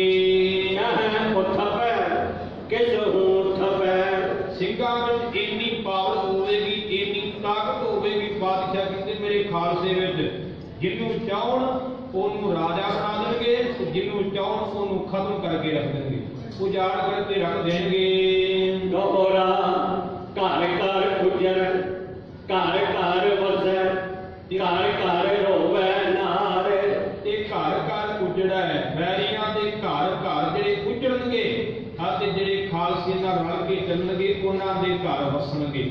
ਤੇ ਘਰਾਂ ਘਰਾਂ ਵਿੱਚ ਔਰਤਾਂ ਰੋਣਗੀਆਂ ਉਹਨਾਂ ਵੈਰੀਆਂ ਦੀਆਂ। ਘਰ ਘਰ ਪੂਜਾ, ਘਰ ਕਮੰਡ, ਘਰ ਘਰ ਹੋਏ ਮਰ ਸਾਰ, ਇਹ ਘਰ ਘਰ ਪੂਜਾ ਹੋਵੇਗੀ ਅਕਾਲ ਪੁਰਖ ਦੀ, ਤੇ ਘਰ ਘਰ ਯੁੱਧ ਵੀ ਹੋਣਗੇ। ਘਰ ਘਰ ਘਮੰਡ ਦਾ ਅਰਥ ਹੈ ਯੁੱਧ ਹੋਵੇਗਾ ਘਰ ਘਰ, ਤੇ ਘਰ ਘਰ ਹੋਏ ਮਰਸਾਰ। ਮਰਸਾਰ ਦਾ ਅਰਥ ਮਸਾਨ, ਭਾਵ ਘਰ ਘਰ ਮਸਾਨ ਬਣ ਜਾਣਗੇ ਜਦੋਂ ਇਹ ਯੁੱਗ ਹੋਣਗੇ। ਜੋ ਭਈ ਚਰਨ ਕਾਲ ਲੋ ਰਾਜ ਕਮਾਵੈ, ਤੇ ਚਰਨ ਕਾਲ ਬਹੁਤੇ ਲੰਮੇ ਸਮੇਂ ਤੱਕ ਗੁਰੂ ਕੇ ਖਾਲਸੇ ਰਾਜ ਕਮਾਉਣਗੇ। ਪਾਛੈ ਪੁਨ ਮਲੇਸ਼ ਵਧ ਜਾਵੈ, ਵਿੱਚੋਂ ਫੇਰ ਜਿਹੜੇ ਮਲੇਸ਼ ਨੇ ਉਹ ਵੱਧ ਜਾਣਗੇ। ਕਲ ਯੁਗ ਘੋਰ ਹੋਏ ਜਿਸ ਕਾਲ, ਕਹਿੰਦੇ ਜਦੋਂ ਕਲਯੁਗ ਦਾ ਬਹੁਤਾ ਭਿਆਨਕ ਸਮਾਂ ਹੋਵੇਗਾ, ਲੇ ਕਲੰਕ ਤਵ ਤੇਜ ਵਿਸਾਰ, ਇਹਦੇ ਫਿਰ ਮੇਰੇ ਕਲੰਕ ਅਵਤਾਰ ਹੋਵੇਗਾ, ਪਰਮੇਸ਼ਰ ਦਾ ਬਹੁਤਾ ਤੇਜ ਹੋਵੇਗਾ। ਇਸ ਪ੍ਰਕਾਰ ਗੁਰ ਸਕਲ ਸੁਨਾਇਓ, ਇਸ ਪ੍ਰਕਾਰ ਸਤਿਗੁਰੂ ਗੁਰੂ ਗੋਬਿੰਦ ਸਿੰਘ ਮਹਾਰਾਜ ਨੇ ਲੰਘੇ ਹੋਏ ਸਮੇਂ ਦੇ ਅਤੇ ਆਉਣ ਵਾਲੇ ਸਮੇਂ ਦੇ ਭਵਿੱਖਿਅਤ ਵਚਨ ਸਾਰੇ ਸੁਣਾਉਣਾ ਕੀਤੇ ਹਨ। ਸੁਨ ਸਿੰਘਨ ਸਭ ਸੀਸ ਨਿਵਾਇਓ, ਸੁਣ ਕਰਕੇ ਸਿੰਘਾਂ ਨੇ ਸਾਰਿਆਂ ਨੇ ਗੁਰੂ ਚਰਨਾਂ ਵਿੱਚ ਸੀਸ ਨਿਵਾਇਆ ਹੈ। ਕਹ ਗੁਰਬਖਸ਼ ਸਿੰਘ ਸ਼ੁਭ ਕਥਾ, ਇਹ ਜਿਹੜੀ ਕਥਾ ਹੈ ਇਹ ਕੌਣ ਕਹਿ ਰਿਹਾ? ਇਹ ਭਾਈ ਗੁਰਬਖਸ਼ ਸਿੰਘ। ਭਾਈ ਗੁਰਬਖਸ਼ ਸਿੰਘ ਦਾ ਪਹਿਲਾ ਨਾਮ ਹੈ ਭਾਈ ਰਾਮ ਕੁਇਰ। ਤੇ ਭਾਈ ਰਾਮ ਕੁਇਰ ਜੀ ਕੌਣ ਨੇ? ਧੰਨ ਧੰਨ ਬਾਬਾ ਬੁੱਢਾ ਸਾਹਿਬ ਜੀ ਦੀ 7ਵੀਂ ਪੀੜ੍ਹੀ। ਧਿਆਨ ਦੇਣਾ, ਬ੍ਰਹਮ ਗਿਆਨੀ ਬਾਬਾ ਬੁੱਢਾ ਸਾਹਿਬ ਜੀ ਹੋਏ ਨੇ, ਉਹਨਾਂ ਦੀ 7ਵੀਂ ਪੀੜ੍ਹੀ। ਤੇ ਉਹਨਾਂ ਵਰਗੇ ਜੀਵਨ, ਸਮਾਂ ਨਹੀਂ ਮੈਂ ਉਹਨਾਂ ਦਾ ਜੀਵਨ ਸੁਣਾਵਾਂ, ਪਰ ਕਿਤੇ ਸੁਣਿਓ, ਪੜ੍ਹ ਕੇ ਵੇਖਿਓ। ਭਾਈ ਰਾਮ ਕੁਇਰ ਦਾ ਜੀਵਨ ਵੀ ਉਹੋ ਜਿਹਾ ਹੈ ਜਿਹੋ ਜਿਹਾ ਜੀਵਨ ਬਾਬਾ ਬੁੱਢਾ ਸਾਹਿਬ ਜੀ ਦਾ ਸੀ। 7ਵੀਂ ਪੀੜ੍ਹੀ। ਬਾਅਦ ਵਿੱਚ ਇਹਨਾਂ ਨੇ ਅੰਮ੍ਰਿਤ ਛਕਿਆ ਤੇ ਨਾਂ ਰੱਖਿਆ ਗੁਰਬਖਸ਼ ਸਿੰਘ। ਧਿਆਨ ਦੇਣਾ ਗੁਰੂ ਪਿਆਰ ਵਾਲਿਓ, ਜਦੋਂ ਕਲਗੀਧਰ ਪਾਤਸ਼ਾਹ ਜੀ ਗੁਰਤਾ ਗੱਦੀ ਦੇ ਮਾਲਕ ਬਣੇ ਸਨ, ਉਦੋਂ ਭਾਈ ਰਾਮ ਕੁਇਰ ਜੀ ਦੀ ਉਮਰ 3 ਸਾਲ ਦੀ ਸੀ। ਇਹਨਾਂ ਦੇ ਕੋਲੋਂ ਹੀ ਪਾਤਸ਼ਾਹ ਨੇ ਕਲਗੀ ਤੇ ਜਿਗਾ ਲੈ ਕੇ ਸਜਾਈ ਸੀ। ਇਹਨਾਂ ਦੇ ਕੋਲੋਂ ਹੀ ਸ਼ਸਤਰ ਲੈ ਕਰਕੇ ਪਾਤਸ਼ਾਹ ਨੇ ਧਾਰਨ ਕੀਤੇ ਸਨ।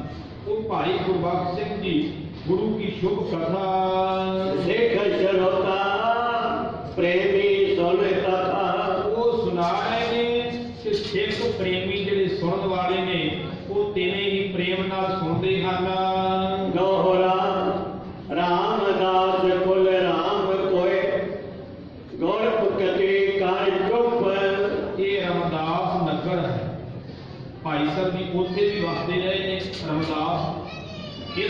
ਕਰਕੇ ਉਹਨਾਂ ਨੂੰ ਰਮਦਾਸ ਕੀ ਕੁਲ ਕਿਹਾ ਜਾਂਦਾ ਹੈ। ਕਿ ਉਸ ਕੁਲ ਵਿੱਚੋਂ ਪੈਦਾ ਹੋਏ ਭਾਈ ਰਾਮ ਗੋਇਲ ਜੀ, ਜੋ ਬਾਅਦ ਵਿੱਚ ਭਾਈ ਗੁਰਬਖਸ਼ ਸਿੰਘ ਬਣੇ ਨੇ, ਇਹ ਉਹ ਗੁਰੂ ਕੀ ਉਕਤੀ, ਗੁਰੂ ਕੀ ਕਥਾ ਕਹਿ ਕਰਕੇ ਫਿਰ ਚੁੱਪ ਕਰ ਗਏ ਹਨ। कहते लगे समाज पद ले कुप ते रस कुप। ਉਸ ਵੇਲੇ ਕਹਿੰਦਿਆਂ ਹੀ ਭਾਈ ਸਾਹਿਬ ਜੀ ਦੀ ਸਮਾਧੀ ਲੱਗ ਗਈ ਹੈ। ਚਿੱਤ ਜੁੜ ਗਿਆ ਕਥਾ ਕਰਦਿਆਂ ਹੀ, ਤੇ ਉਸ ਵੇਲੇ ਗੁਪਤ ਰਸ ਜਿਹੜਾ ਹੈ ਲੀਨ ਹੋ ਕਰਕੇ ਗੁਰੂ ਚਰਨਾਂ ਵਿੱਚ ਉਹ ਆਨੰਦ ਮਾਣਿਆ ਹੈ। काल बरतारा पढ़ सुन कल जुग तांका दास। ਇਹ ਭਾਈ ਸਾਹਿਬ ਜੀ ਕਹਿ ਰਹੇ ਨੇ ਇਹ ਕਲਯੁਗ ਦਾ ਵਰਤਾਰਾ ਜੋ ਭਾਈ ਸਾਹਿਬ ਨੇ ਦੱਸਿਆ, ਗੁਰੂ ਸਾਹਿਬ ਦੇ ਮੁਖੋਂ ਉਚਾਰਿਆ। ਕਹਿੰਦੇ ਇਸ ਵਰਤਾਰੇ ਨੂੰ ਜਿਹੜਾ ਵੀ ਪੜ੍ਹੇਗਾ ਸੁਣੇਗਾ ਕਲਯੁਗ ਉਹਦਾ ਸੇਵਕ ਬਣ ਜਾਵੇਗਾ, ਉਹਨੂੰ ਦੁੱਖ ਨਹੀਂ ਦੇਵੇਗਾ, ਇਸ ਦਾ ਸੇਵਕ ਦਾਸ ਬਣੇਗਾ। आप भगन भगती जगन धन सिख की आस। ਅਤੇ ਜਿਹੜਾ ਇਸ ਕਥਾ ਨੂੰ ਸੁਣੇਗਾ ਪੜ੍ਹੇਗਾ ਉਹਦੇ ਪਾਪ ਭੱਜ ਜਾਣਗੇ, ਦੂਰ ਹੋ ਜਾਣਗੇ। ਭਗਤੀ ਜਗੈ, ਉਹਦੇ ਅੰਦਰ ਭਗਤੀ ਜਾਗ ਹੋਵੇਗੀ, ਭਗਤੀ ਕਰਨ ਲੱਗ ਪਵੇਗਾ। ਤੇ ਧਨ ਸਿੱਖ ਕੀ ਆਸ, ਤੇ ਸਿੱਖ ਦੀ ਜਿਹੜੀ ਵੀ ਆਸ ਹੋਵੇਗੀ ਉਹ ਪੂਰੀ ਹੋ ਜਾਵੇਗੀ। ਕੋਈ ਆਸ ਜਿਹੜੀ ਆ ਅਧੂਰੀ ਨਹੀਂ ਰਹੇਗੀ। ਸੀਮਤ ਸਮਾਂ ਸਮਾਪਤ ਹੈ, ਪ੍ਰਸੰਗ ਦੀ ਵੀ ਇੱਥੇ ਸਮਾਪਤੀ ਹੈ। ਆਪਾਂ ਵਿਚਾਰ ਨੂੰ ਇੱਥੇ ਹੀ ਰੋਕਦੇ ਹਾਂ। ਅਗਲੀ ਵਿਚਾਰ ਅਗਲੀ ਦੀਵਾਰਾਂ ਵਿੱਚ ਸਰਵਣ ਕਰਾਂਗੇ। ਸੋ ਅੱਜ ਦੇ ਪ੍ਰਸੰਗ ਵਿੱਚ ਸਿਧਾਂਤ ਇਹੀ ਮਿਲਿਆ ਕਿ ਗੁਰੂ ਸਰਬ ਕਲਾ ਸਮਰੱਥ ਹੈ। ਗੁਰੂ ਦੇ ਕਦੇ ਵੀ ਸਿੱਖ ਨੂੰ ਸ਼ੰਕਾ ਨਹੀਂ ਕਰਨਾ ਚਾਹੀਦਾ, ਸਗੋਂ ਸਤ ਬਚਨ ਕਹਿ ਕਰਕੇ ਗੁਰੂ ਦਾ ਹੁਕਮ ਮੰਨ ਕਰਕੇ ਜੀਵਨ ਸਵਾਰਨਾ ਚਾਹੀਦਾ ਹੈ। ਇਸ ਕਰਕੇ ਆਪਾਂ ਸਾਰੇ ਹੀ ਸਭ ਸਿੱਖਣ ਕੋ ਹੁਕਮ ਹੈ।